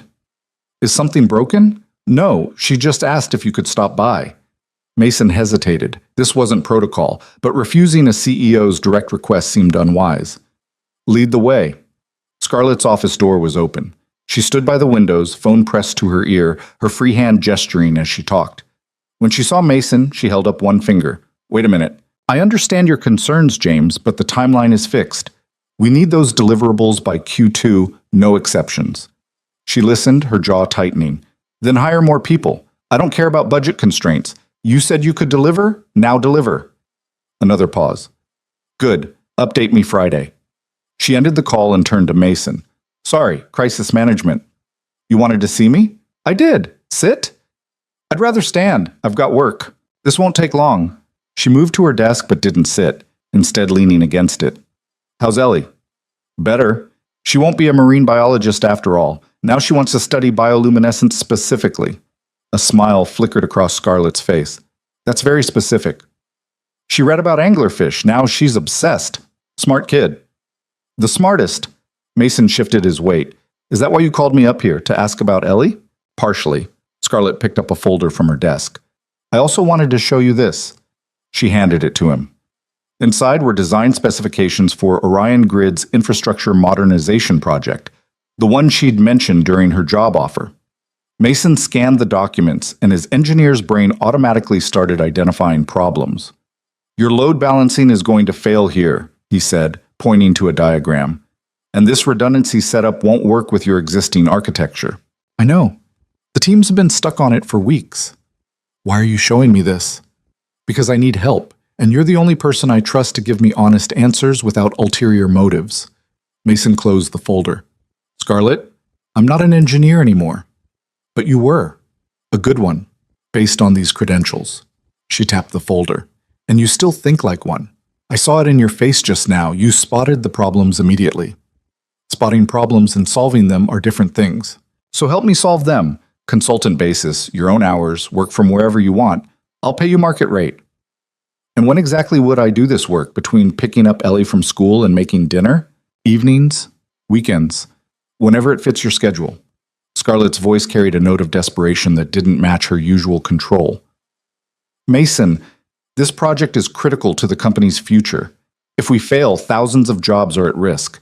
I need someone who can think beyond the obvious solutions. Hire someone. There are plenty of qualified engineers. I've hired 6 of them. They all miss what you just spotted in 30 seconds. Mason set the folder on her desk. I walked away from this work for a reason. I know, and I'm not asking you to come back to it full time. Just help me fix this one thing, please. The please did it. Scarlett Vale, who commanded boardrooms and terrified executives, saying please like she actually needed him. Let me think about it. That's all I'm asking. Mason left her office feeling unsettled. The elevator ride down gave him too much time to think, about the problems he'd seen in those designs, about how his brain had immediately started solving them, about the part of himself he'd deliberately shut down 7 years ago, suddenly waking up. That evening, he picked up Ellie from school and tried to focus on her stories about recess drama and library books. But part of his mind kept returning to those infrastructure diagrams, to the elegant solutions that would fix the load balancing issues, to the satisfaction of solving complex problems. He hated that part of himself. The part that still craved the work. The part that whispered he could do both. Be a good father and a good engineer. That's what he'd thought before. And Sarah had died while he was in meetings. After Ellie went to bed, Mason pulled out his laptop and did something he hadn't done in years. He sketched out a solution to Orion Grid's load balancing problem. Just to see if he still could. Just to prove to himself that walking away hadn't meant forgetting. The solution came easily, flowing from his fingers like it had never stopped. Better architecture, cleaner redundancy, more efficient resource allocation. He could see the whole system in his mind, could trace every connection and pathway. It took him 45 minutes to diagram the complete solution. He stared at it for a long time, this evidence that part of him still existed. Then he closed the laptop without saving it. This wasn't his life anymore. He'd chosen differently. But 2 days later, when another critical system at Orion Grid crashed, and Frank called him in a panic at midnight, Mason found himself driving to the building with his heart pounding in a way that had nothing to do with anxiety. The operations center was chaos when he arrived. Engineers crowded around monitors showing red alerts across multiple systems. Someone was yelling about data loss. Someone else was on the phone with vendors. Frank spotted Mason and rushed over. Thank God, the whole financial processing system is down. We're losing transactions by the second. Where's the senior engineering team? Here, they can't figure it out. Mason pushed through the crowd to the main console. The head engineer, a woman named Dr. Sarah Kim, looked up with exhausted relief. Reed, please tell me you can do something. He scanned the error logs and the problem became clear immediately. A cascading failure in the database cluster, triggered by the exact load balancing issue he'd spotted in Scarlett's plans. I need admin access, he said. You're not authorized. Then get someone who can authorize me. Now. Dr. Kim looked at Frank, who nodded. 30 seconds later, Mason had full system access. His hands moved across the keyboard with muscle memory he thought he'd lost. Command lines, system queries, diagnostic tools. Around him, the room went quiet as engineers watched the maintenance worker navigate their systems with the fluency of someone who'd built them. Because he had built them. Not this exact configuration, but the underlying architecture. Years ago, before everything changed, within 10 minutes, he'd identified the corruption point. Within 20, he'd isolated it. Within 40, he'd rerouted critical processes and restored service. The error alert stopped. The system stabilized. Transactions resumed processing. Someone started clapping. Then others joined. Mason barely heard it. He stood from the console, suddenly aware that everyone was staring at him. Dr. Kim's expression had shifted from exhaustion to something like awe. How did you... she started, then stopped. Who are you? Just maintenance, Mason said. He left before anyone could ask more questions, taking the stairs down because he couldn't face the elevator. His heart was racing. His hands were shaking, not from stress, from the rush. The pure adrenaline of solving an impossible problem, of making broken things work again. He'd forgotten how good it felt. His phone rang before he reached his truck. Scarlett, I just got a call from operations. They said you saved the entire financial system. I did my job. Mason, that wasn't your job. That was senior engineering work, expert-level troubleshooting that my entire team couldn't manage. Is there a point to this call? Yes. She paused. Who are you, really? And don't give me the maintenance worker answer. I need the truth. Mason leaned against his truck, staring up at the Orion Grid building with its thousands of lit windows. I used to be someone else, someone who built systems like the one I just fixed. Then my wife died, and that person didn't matter anymore. But he's still in there. Doesn't mean I want him back. What if you could have both? What if... There is no both, Scarlett. I tried that. It destroyed everything that mattered. His voice came out harsher than intended. You wanted the truth? Here it is. I was one of the original architects of Orion Grid's core systems. I helped build half the infrastructure this company runs on. Then I walked away because I finally figured out that none of it meant anything without my family. Silence on the other end of the line. You built... Scarlett's voice was barely a whisper. Mason, are you telling me you're... I'm the guy who picks his daughter up from school at 3:15. That's who I am now. That's who I choose to be. He unlocked his truck. Good night, Scarlett. He hung up before she could respond. The drive home took 15 minutes. Long enough for the adrenaline to fade. Long enough for him to realize he'd just revealed everything he'd spent 7 years hiding. Long enough to wonder if he'd just made a terrible mistake. Mason didn't sleep that night. He lay in bed staring at the ceiling, listening to the quiet sounds of Ellie breathing in the next room, replaying the phone conversation with Scarlett over and over. By dawn, he'd convinced himself that showing up to work would be walking into an ambush. HR would be waiting. Security would escort him out. Someone would have dug into his past and found everything he'd spent 7 years burying. Instead, when he arrived at 5:30, Frank was the only one there, eating a bagel at his desk. Morning, Reed. Hell of a thing last night. Yeah. Operations is still talking about it. Dr. Kim wants to buy you dinner. Frank took another bite. Of course, she also wants to know how a maintenance guy learned to code like that. I took some classes. Uh-huh. Frank didn't believe him, but he also didn't push. Well, whatever you did, corporate's happy. Saved them about $3 million in lost transactions. Mason changed into his coveralls without responding. He had a full day of work orders, routine stuff that wouldn't require thinking. That's what he needed. Mindless repairs, distance from last night's mistakes. He made it until 10 a.m. before Marcus appeared in the basement. Mr. Reed, Miss Vale would like to see you. I'm busy. She said it's urgent. Frank looked between them. Go on, Reed. I'll cover your tickets. Mason followed Marcus to the elevator, his jaw tight. The ride-up was silent. Marcus kept glancing at him like he wanted to say something but didn't know how. She's not angry, Marcus finally offered. If that's what you're worried about. I'm not worried. Right. Scarlett's office door was closed. Marcus knocked once. Come in. Inside, Scarlett stood by the windows again, apparently her default position for difficult conversations. But she wasn't on the phone this time. She was just standing there, looking out at the city, her arms wrapped around herself in a gesture that seemed uncharacteristically vulnerable. Thank you, Marcus. Close the door, please. The click of the door seemed too loud. Scarlett turned to face him. She looked tired, really tired, the kind that makeup couldn't hide. I spent all night going through old company records. Do you want to know what I found? Mason said nothing. The original incorporation documents for Orion Grid list 3 founders: James Chen, who's now retired in Florida, Patricia Holbrook, who sold her shares and moved to Europe 8 years ago. She moved to her desk and picked up a folder. And M. Reed, systems architect, the person who built the core infrastructure that this entire company runs on. The person who owned 30% of the company before selling most of it 7 years ago for a fraction of what it was worth. I needed liquid assets for medical bills. Your wife. Yes. Scarlett opened the folder, scanning a document. You retained 5%. Do you know what 5% of Orion Grid is worth now? I don't check. $47 million. She looked up. You're worth $47 million, Mason. And you're working maintenance for $52,000 a year. The money's in a trust for Ellie. I don't touch it. Why not? Because I didn't earn it by being her father. I earned it by ignoring my wife while she was dying. His voice was flat. That money can pay for Ellie's college, her future, whatever she needs. But I won't use it to make my life easier. That's not why I have it. Scarlett set the folder down slowly. You're punishing yourself. I'm choosing differently. That's the same thing. No, it's not. Mason moved closer to the desk. You wanted to know who I really am?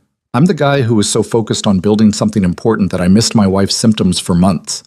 I'm the guy who kept working while she did chemo because someone had to finalize the contracts. I'm the guy who wasn't there when she died because I was in a meeting in San Francisco that couldn't be rescheduled. His hands clenched. So yeah, I walked away from all of this. And yeah, I took a job that uses maybe 5% of my education. Because at least now when Ellie needs me, I'm there. Every single time. No meetings, no contracts, no excuses. Case. Scarlett's expression had shifted to something Mason couldn't read. How old was Ellie when Sarah died? 6 months. 6 months? Scarlett's voice was barely audible. She doesn't remember her mother at all. No, just stories I tell her, pictures. The blue dress she wore to the science fair, that was Sarah's last gift to her. Mason felt the familiar tightness in his chest. Ellie asks sometimes what her mom was like, and I tell her Sarah was strong and funny and brilliant, that she loved books and terrible puns and the color green, but Ellie doesn't remember any of it, and that's my fault. That's not a... It is, Mason cut her off. If I'd paid attention, we would have caught it earlier. Maybe she'd still be alive. Maybe Ellie would have more than just stories.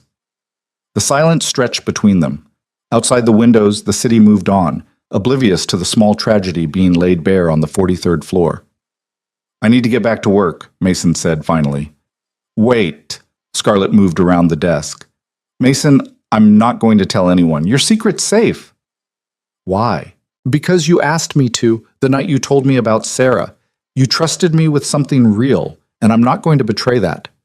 What about the board, corporate? They're going to find out eventually.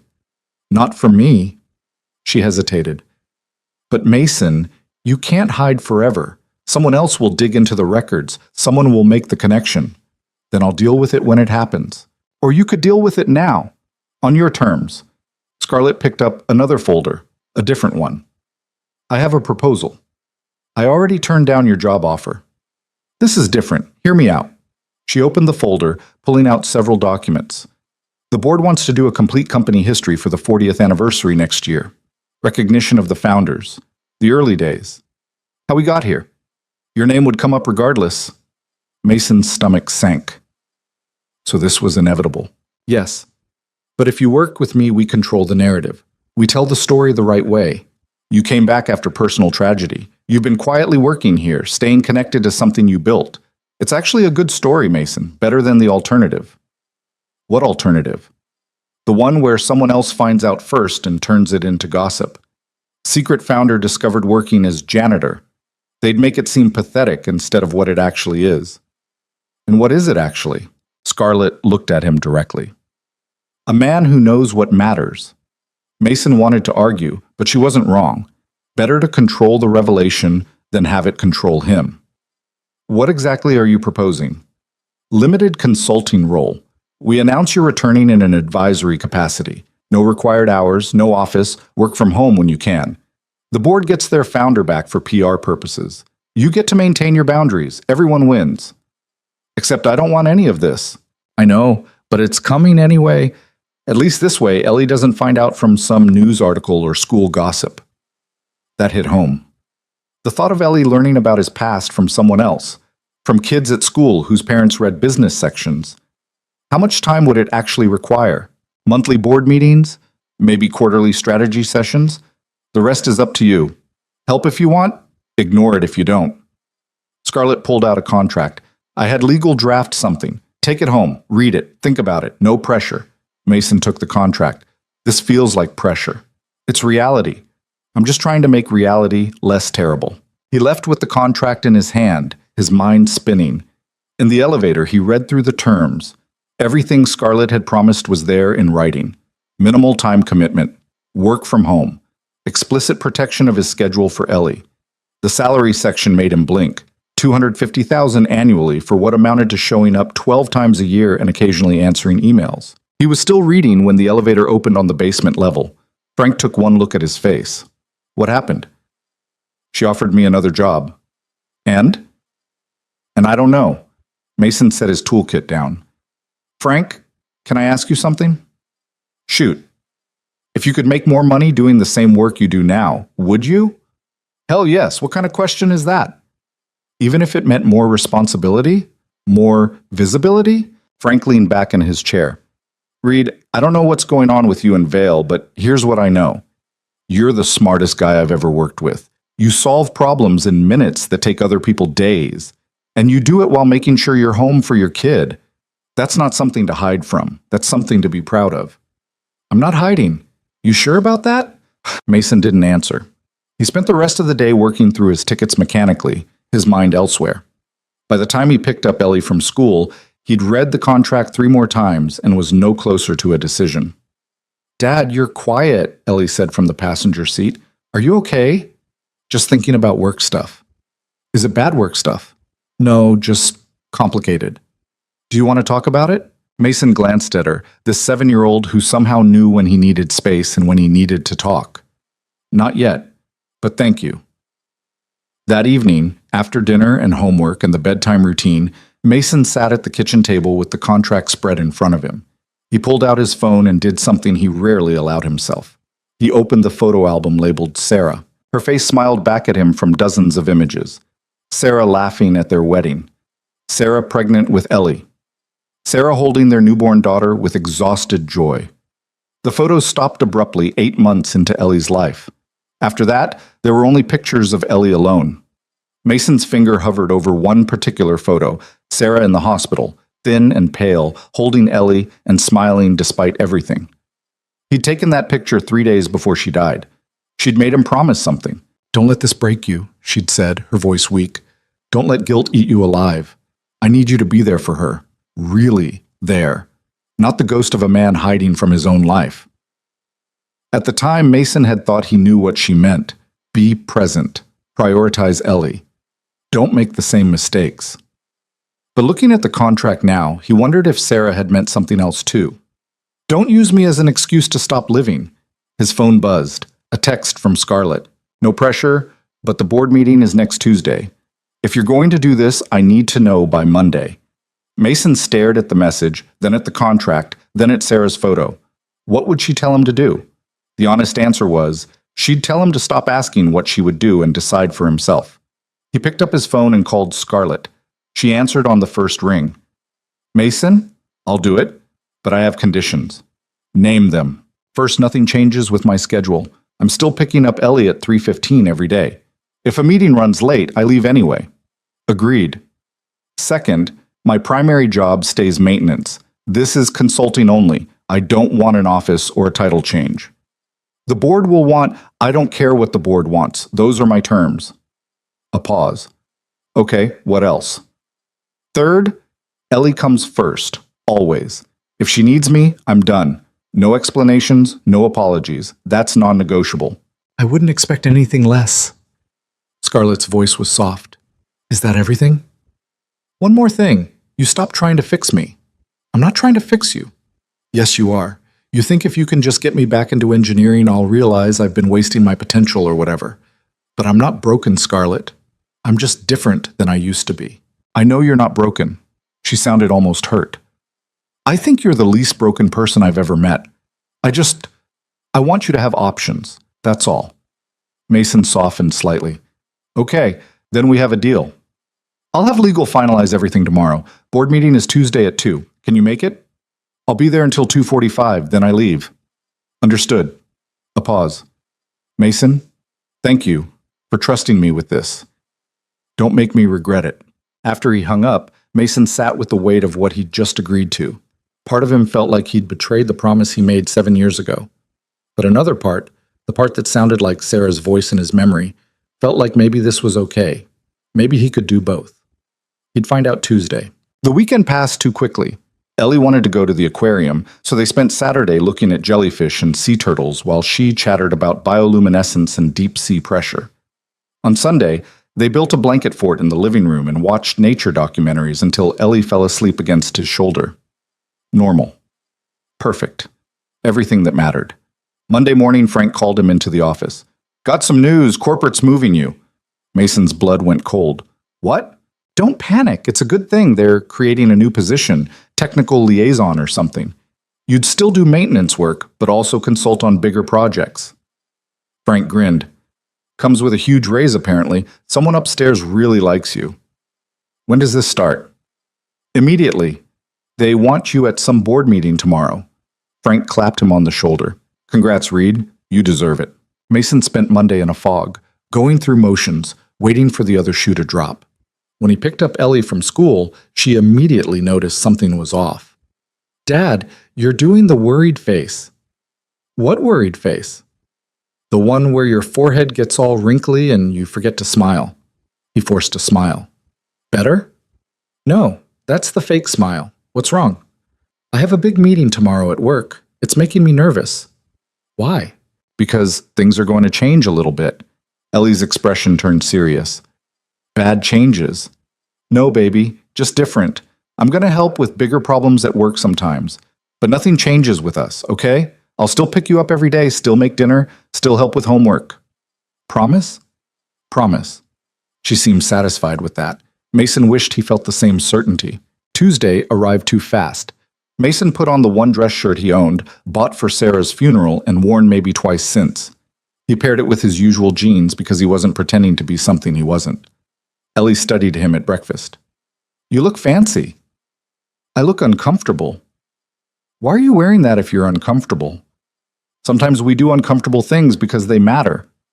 Does this meeting matter? Mason thought about it. Yeah, I think it does. He dropped Ellie at school with an extra long hug, then drove to Orion Grid. The parking garage felt different somehow, or maybe he felt different. Marcus was waiting in the lobby. Mr. Reed, right on time. Ms. Vale is in the boardroom already. She wanted me to brief you first. Brief me on what? The board doesn't know you're coming. Ms. Vale thought the announcement would be more effective if you were just there. She ambushed me. Strategically presented you, Marcus corrected. There's a difference. The boardroom occupied the entire east side of the 43rd floor.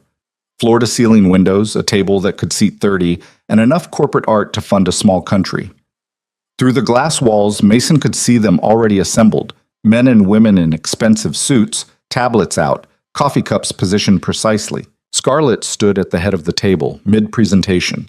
She saw Mason and Marcus approaching, and her eyes widened slightly. Surprise? Relief? Before she composed herself.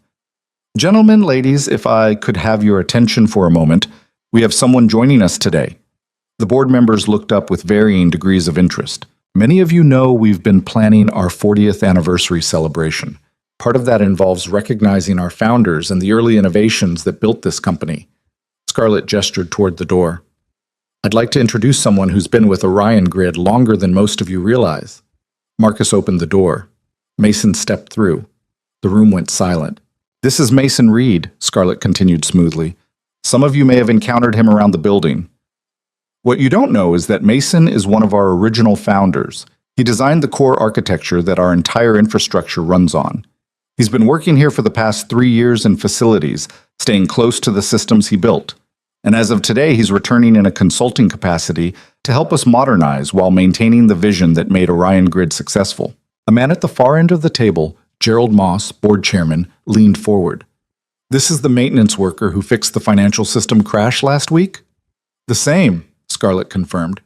You're telling me one of our founders has been working maintenance for 3 years and nobody noticed? He preferred it that way, Scarlett said before Mason could respond. And frankly, we're lucky to have had him here at all. His expertise has prevented countless system failures that we never even knew were threats. Another board member, a woman Mason didn't recognize, spoke up. Mr. Reed, why would you choose to work in such a limited capacity? Mason had been dreading this question. Everyone was looking at him now, waiting for an explanation that would make sense in their world of ambition and advancement. I have a 7-year-old daughter, he said simply. Working maintenance means I'm home for dinner every night. I pick her up from school, I help with homework. I don't miss her life for meetings or deadlines. That's worth more to me than any title. The room absorbed this. Some faces showed confusion. Others, particularly a few of the older board members, showed something like understanding. Gerald Moss nodded slowly. That's admirable, Mr. Reed, but surely you can understand our confusion. You're worth, he glanced at a paper in front of him, $47 million based on your retained equity. Yet you've been earning $52,000 a year? The equity is in trust for my daughter. I don't touch it. Why not? Personal reasons? Another board member jumped in. Richard Chen, the VP whose office Mason had fixed. His face had gone pale with recognition. Wait, you're the maintenance guy who fixed my power issues last week. I didn't realize that I knew what I was doing, Mason finished. Yeah, I got that impression. An uncomfortable ripple went through the room. Richard looked like he wanted to disappear. Scarlett cut in smoothly. The point is, we have an incredible resource that we've been underutilizing. Mason has agreed to consult on our infrastructure modernization project. He'll attend monthly board meetings and provide strategic guidance as needed. This is an opportunity to reconnect with our founding vision while moving forward. What's your time commitment, Mr. Reed? Gerald asked. Limited. I'll attend these meetings and help with specific technical issues, but my schedule is fixed. I leave at 2:45 every day to pick up my daughter. No exceptions. That's highly irregular. That's my requirement. Gerald studied him for a long moment. Then, unexpectedly, he smiled. You know what? I respect that. My kids are grown now. I miss too many school plays and soccer games chasing the next promotion. If you figured out how to balance both, more power to you. The tension in the room eased slightly. All in favor of formalizing Mr. Reed's consulting position? Scarlett asked. Hands went up around the table. Not all of them. A few board members clearly had reservations, but enough. Motion carries. Welcome back, Mr. Reed. The meeting continued, but Mason barely tracked the conversation.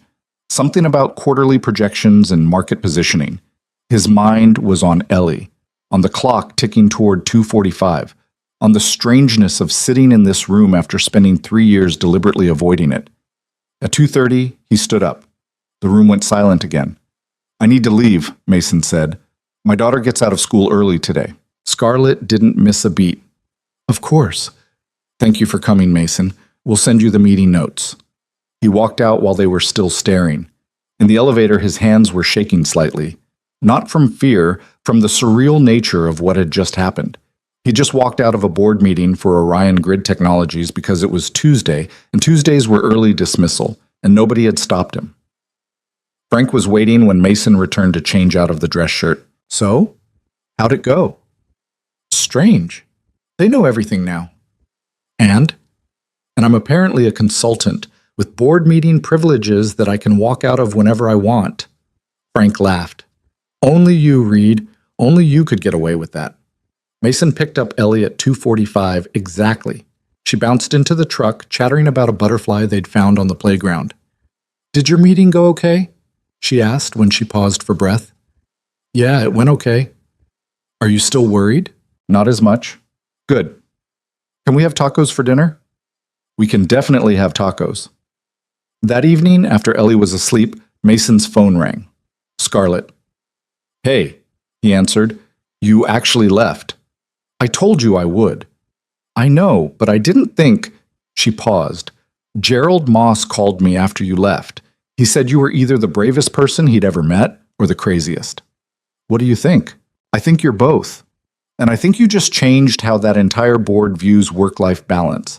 3 of them stayed after to tell me they wish they'd had the courage to set similar boundaries. Mason smiled despite himself. So I'm a revolutionary now? You're something. Her voice softened. Thank you for doing this. I know it wasn't easy. It's not over yet. Someone's going to leak this to the press. Then it gets complicated. Let me worry about that. You just keep being you. That's the plan. After they hung up, Mason sat in the darkness of his living room and let himself feel it. The weight lifting, the fear receding, the possibility that maybe he could do this. Be present for Ellie and still use the parts of himself he'd locked away. Maybe both was possible after all. The news broke 3 days later on a Thursday morning. Mason was replacing ceiling tiles on the 18th floor when Frank's voice crackled over the radio. Reed, you need to see this. See what? Just get down here. Mason found Frank in the break room, staring at his phone.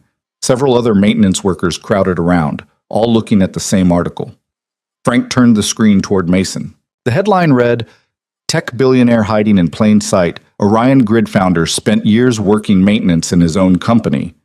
Shit, Mason said. The article had everything, his history, his equity stake, Sarah's death, even a quote from an unnamed board member about his unconventional approach to work-life balance. Someone had leaked it all, probably whoever opposed his consulting position. Is this true? One of the guys asked. You're actually worth millions? It's complicated. Doesn't seem complicated. Says here you own 5% of the company. Frank shooed the others away. Give us a minute. When they were alone, he asked, You okay? Not really.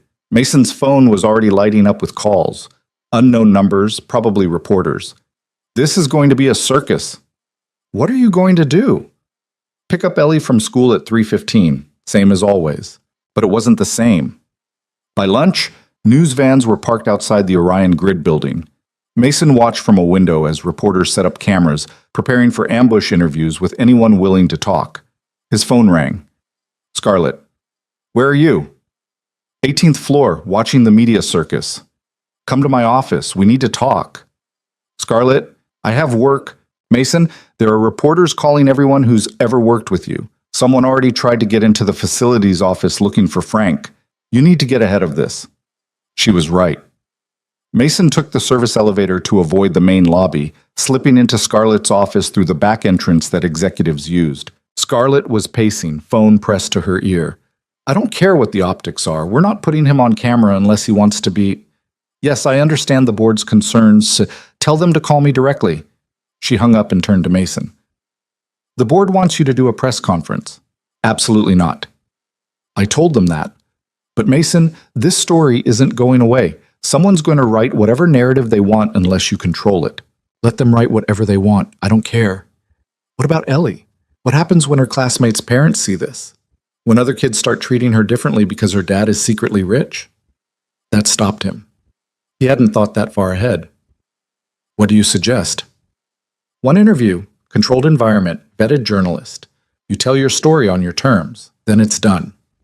And if I say no, then they keep digging. They camp outside your apartment. They follow Ellie to school. Scarlett's expression was pained. I'm sorry.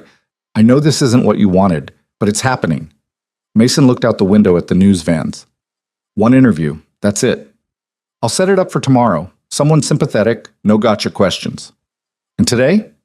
Today you go out the back exit at 2:30. I'll have security make sure no one follows you. Mason made it to Ellie's school 10 minutes early, watching the entrance for any unfamiliar cars or cameras.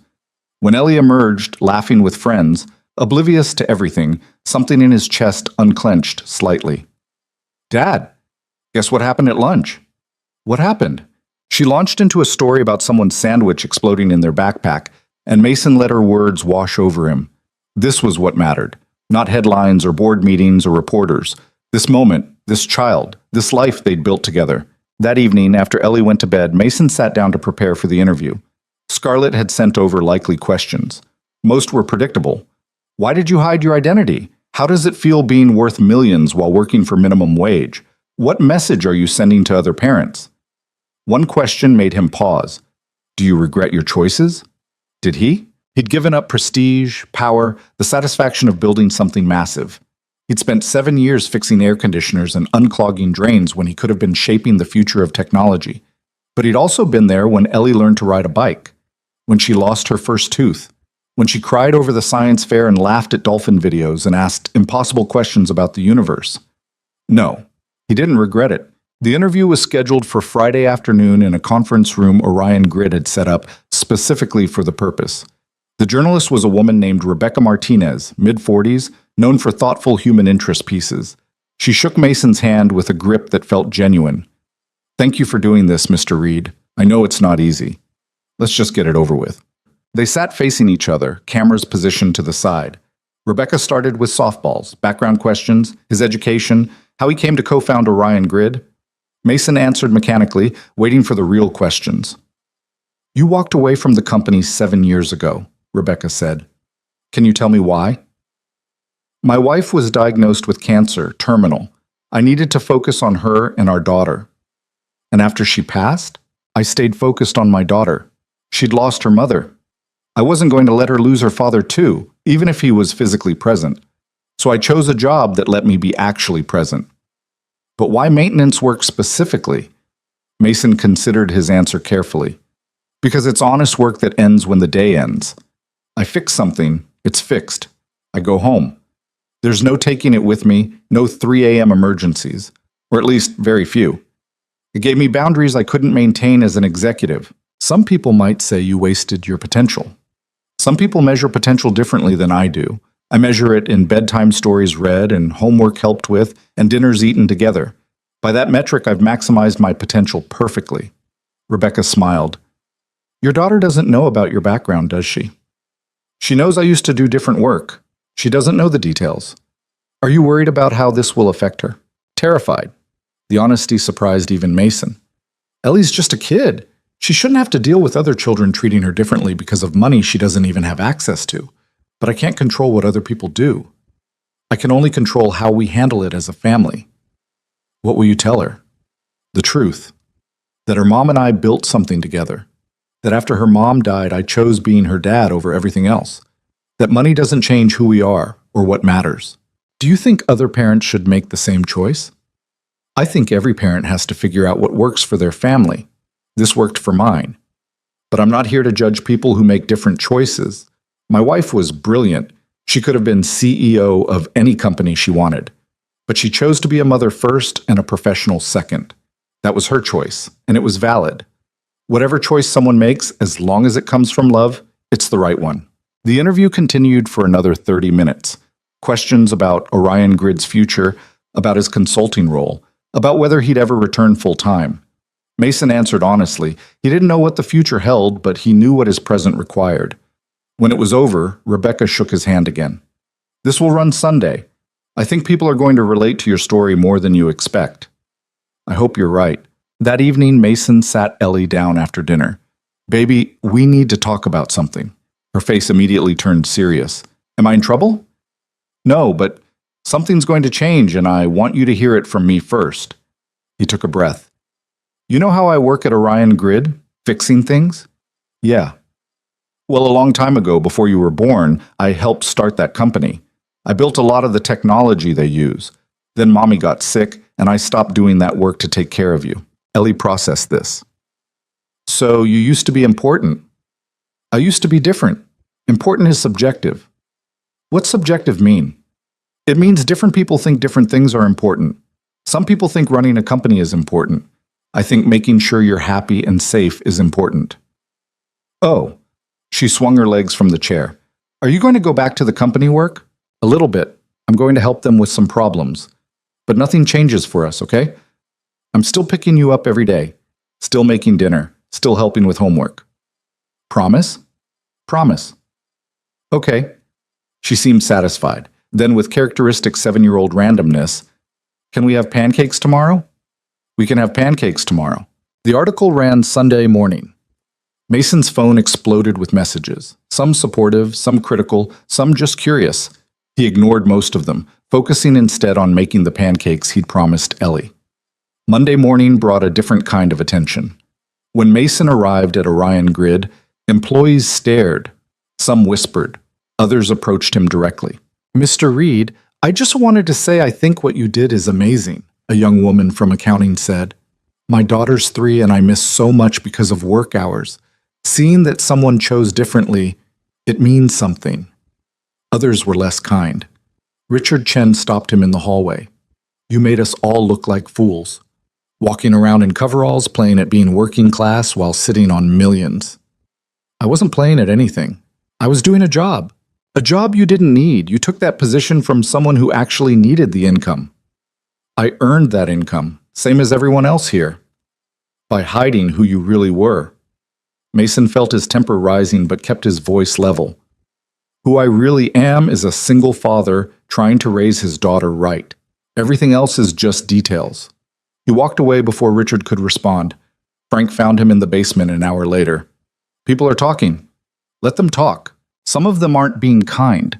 There's a petition going around demanding you either come back full-time as an executive or give up your equity. A petition?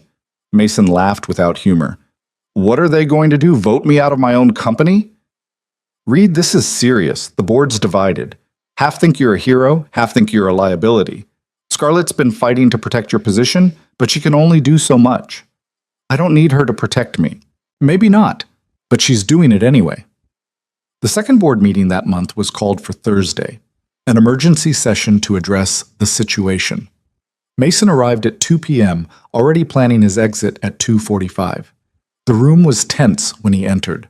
Gerald Moss looked tired. Several board members wouldn't meet his eyes.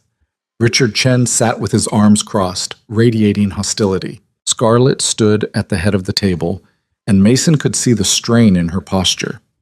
This had cost her something. Thank you all for coming, she began. I've called this meeting to address concerns about Mason Reed's position with the company. I've heard your feedback, and I think we need to clear the air. We need more than clearing the air, Richard interrupted. We need to address the fact that he deceived everyone. How can we trust someone who spent 3 years lying about his identity? I never lied, Mason said quietly. I just didn't advertise my past. Same thing. It's really not. Gerald raised a hand for silence. Mr. Reed, help me understand. You're worth $47 million. You could be living anywhere, doing anything. Why stay here at all? Mason stood, moving to the windows. The city spread out below, vast and indifferent.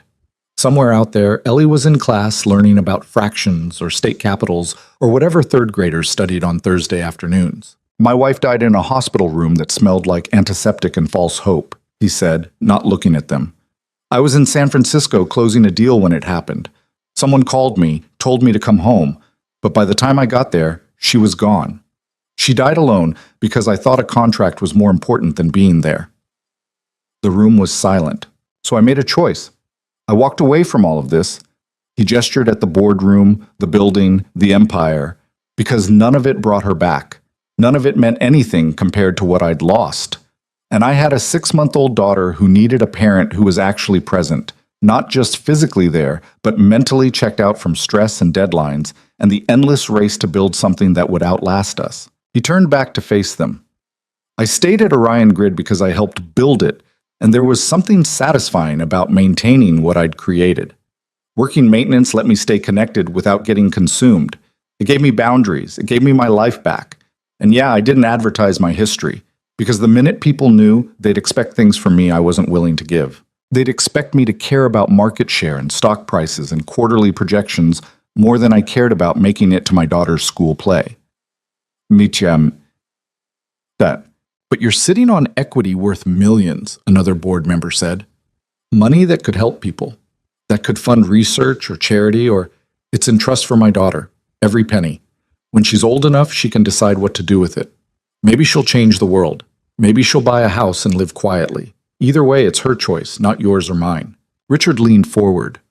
This is incredibly selfish. You had the chance to make a real difference, and you chose to fix air conditioners instead. I chose to raise my daughter. If you think that's selfish, then I'm not sure what to tell you. Gentlemen, ladies, Scarlett interjected, this isn't about judging Mason's choices. This is about whether he can serve effectively as a consultant given the circumstances. And I believe he can. His technical expertise is unmatched.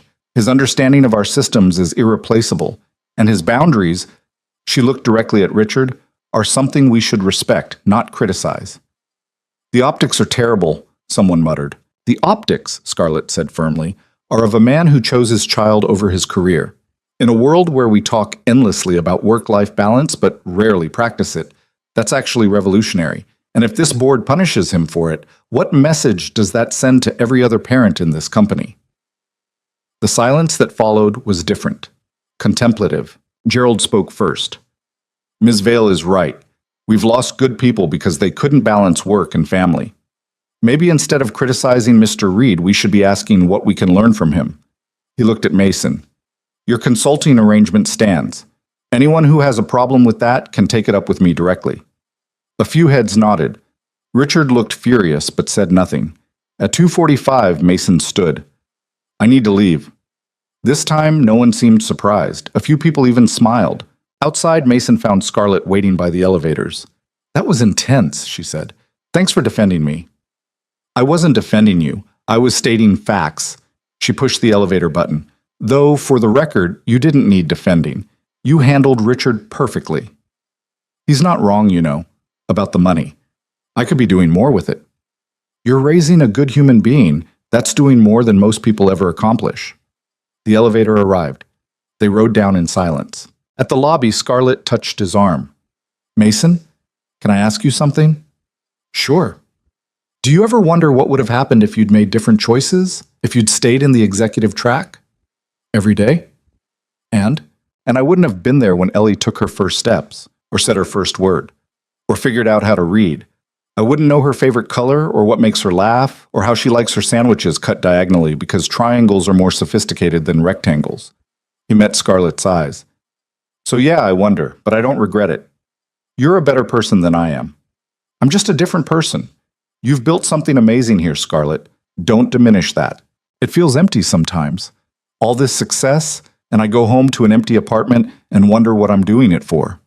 Mason didn't know what to say to that. The elevator doors opened on the parking garage level. I need to go, he said.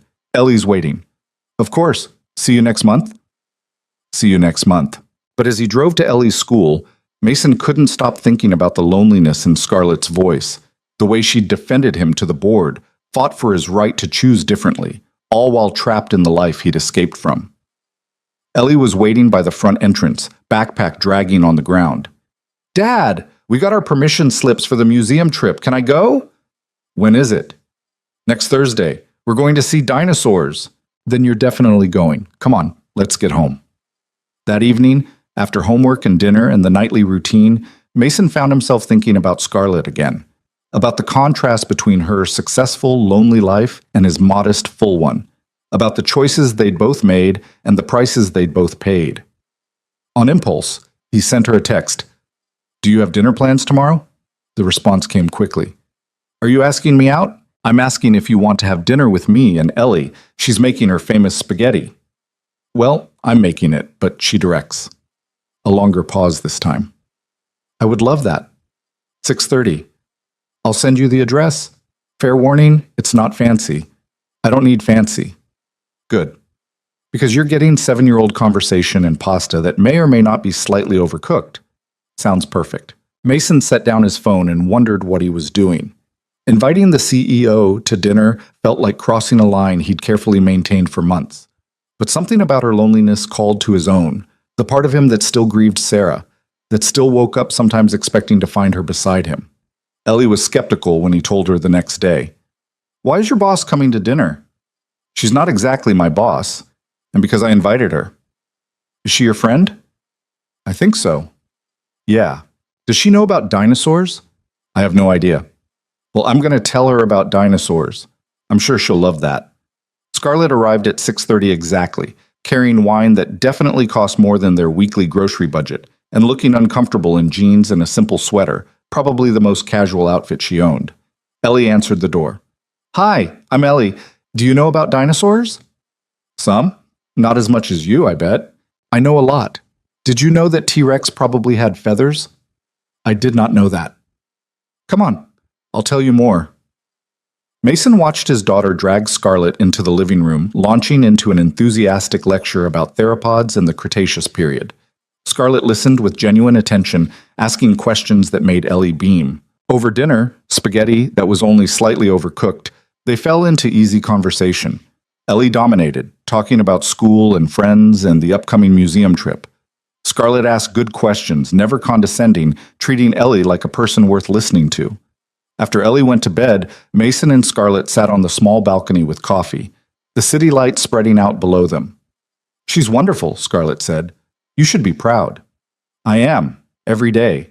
Thank you for inviting me. I can't remember the last time I had dinner that felt like family. You don't have family? Parents passed away when I was in college. No siblings. I have cousins somewhere, but we don't talk. She sipped her coffee. I poured everything into work.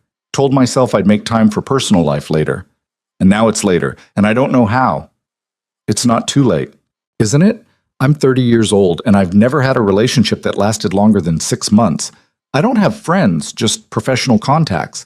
My entire life is Orion Grid, and watching you with Ellie, I realized I've been building the wrong thing. You've built something important. Important isn't the same as meaningful. She set down her cup. Can I tell you something embarrassing? Sure. When I saw you that first day fixing my office, I thought you were attractive. But what really got me was how calm you were. How you just knew what mattered. Every decision I make involves analyzing 50 variables and predicting 18 outcomes. But you just fix things and go home to your daughter, and somehow that's enough.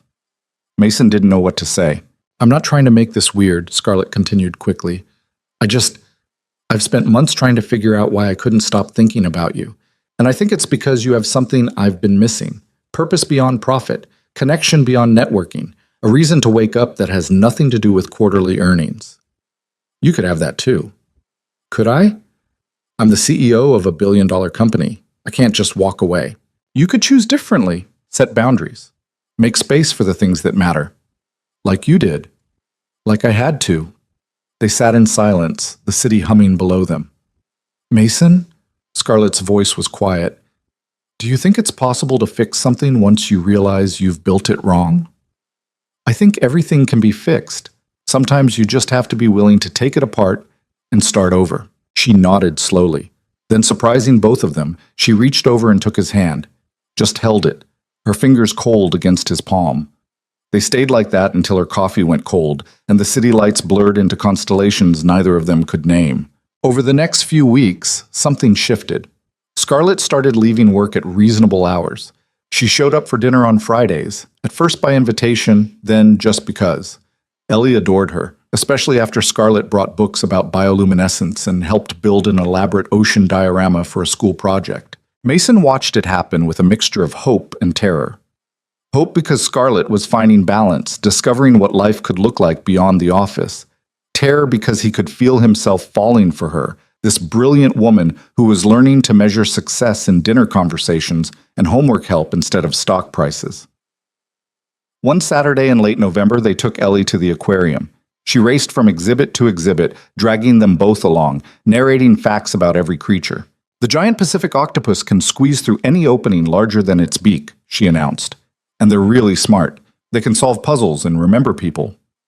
Smarter than some executives I know, Scarlett murmured to Mason. Most executives, probably.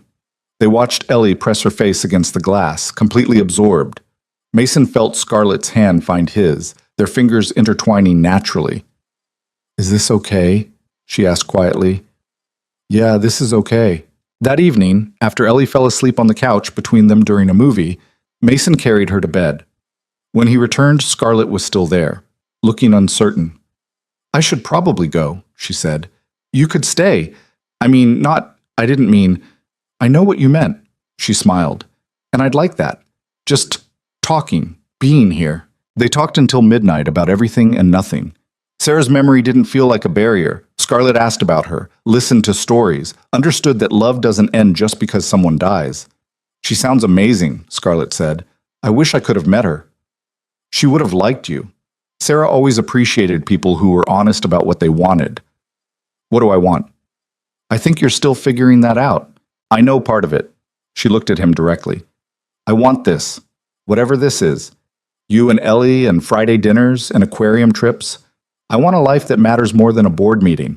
Scarlett, I'm not asking for promises. I'm just telling you what I want, so you know. Mason pulled her closer, and they sat in comfortable silence until she fell asleep against his shoulder. He stayed still, not wanting to wake her, thinking about how life surprises you when you least expect it. The December board meeting arrived on a Tuesday that was unseasonably warm. Mason attended as required, but this time Scarlett sat beside him rather than at the head of the table. Gerald Moss called the meeting to order. Before we begin regular business, I have an announcement.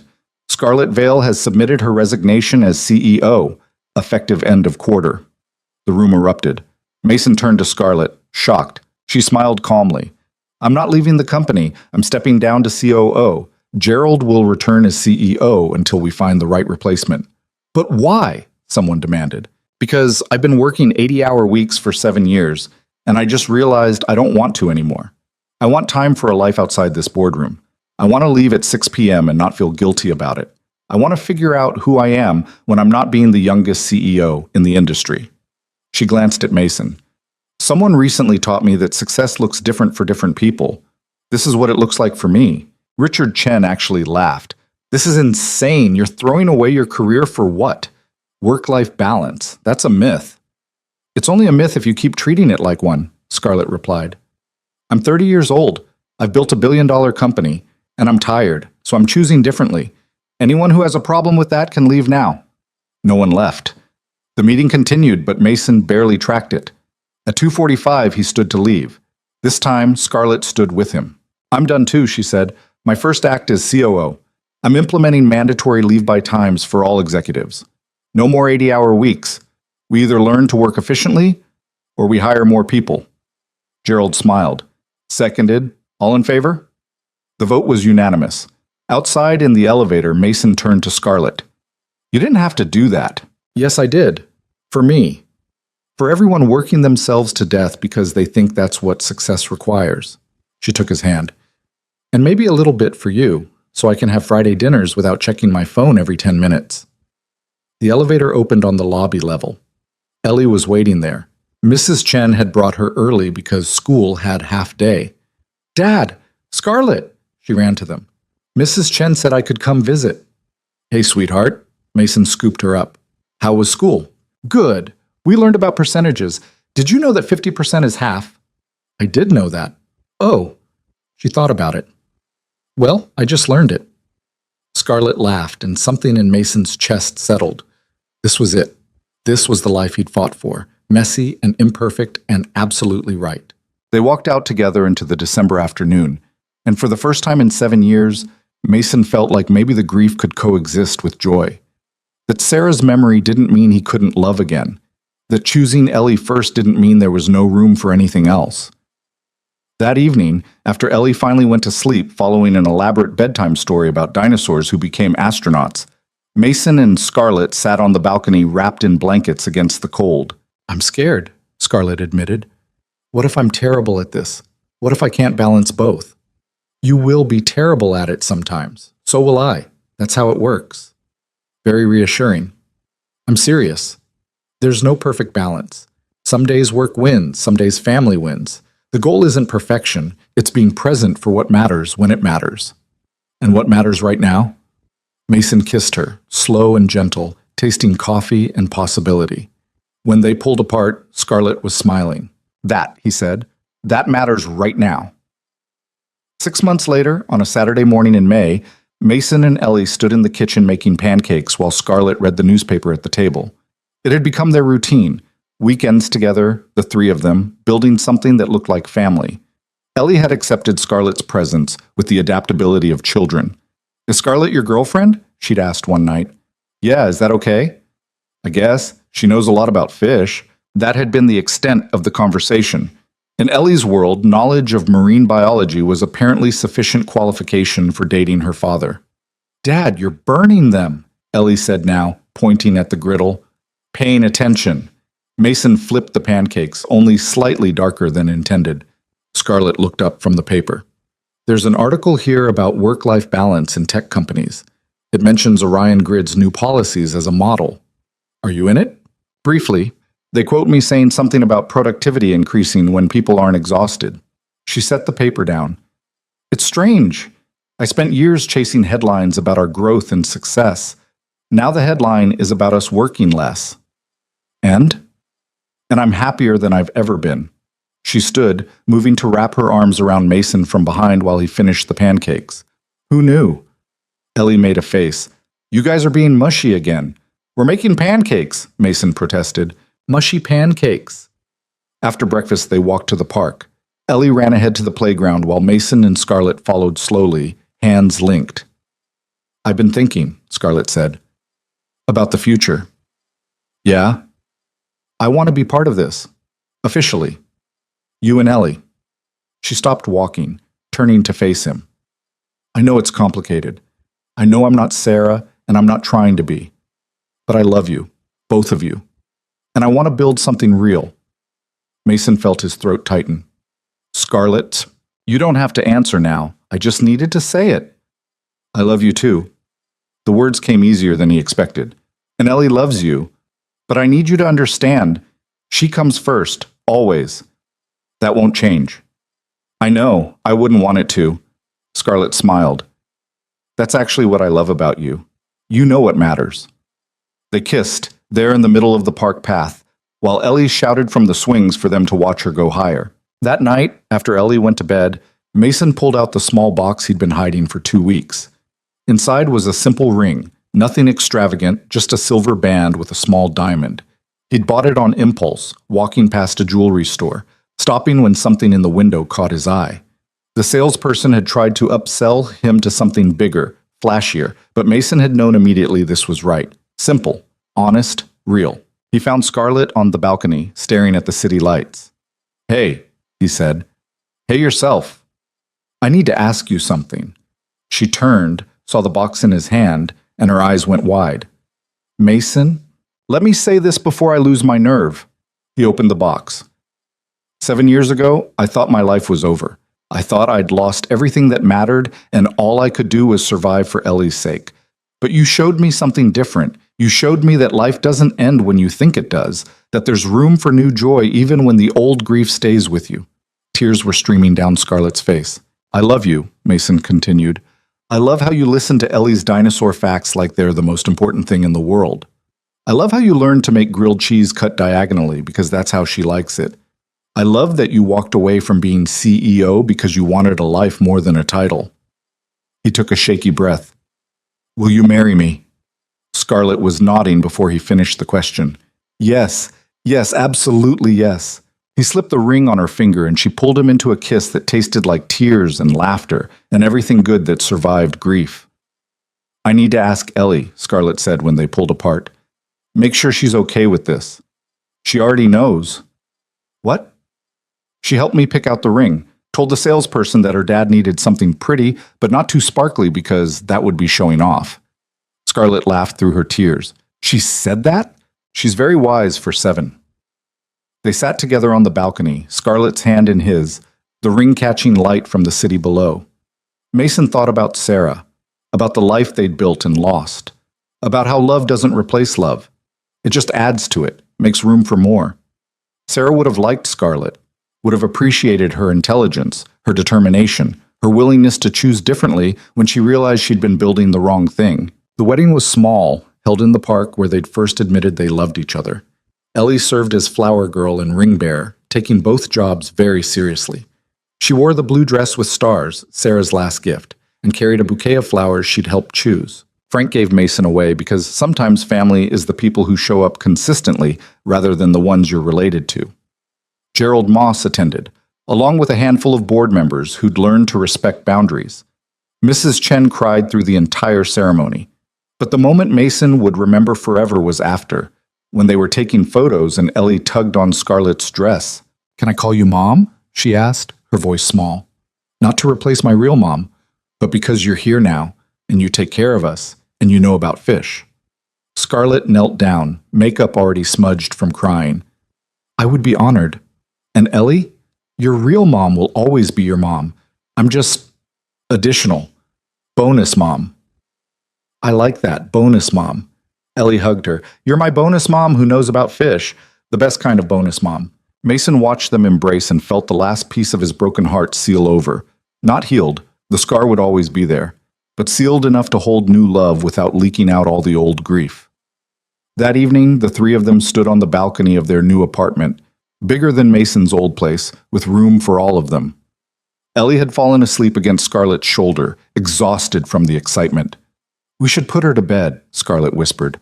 "One more minute." They stood there, the 3 of them, watching the city lights blur into stars. Mason thought about the journey that had brought him here, the loss that had broken him, the choice to rebuild differently, the unexpected love that had found him when he'd stopped looking. Success, he'd learned, wasn't about building empires or accumulating wealth or achieving titles.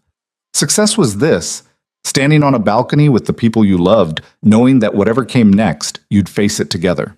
It was Friday dinners and homework help and aquarium trips. It was showing up when it mattered, being present for the moments that counted. It was choosing people over profit, family over fame, love over loneliness.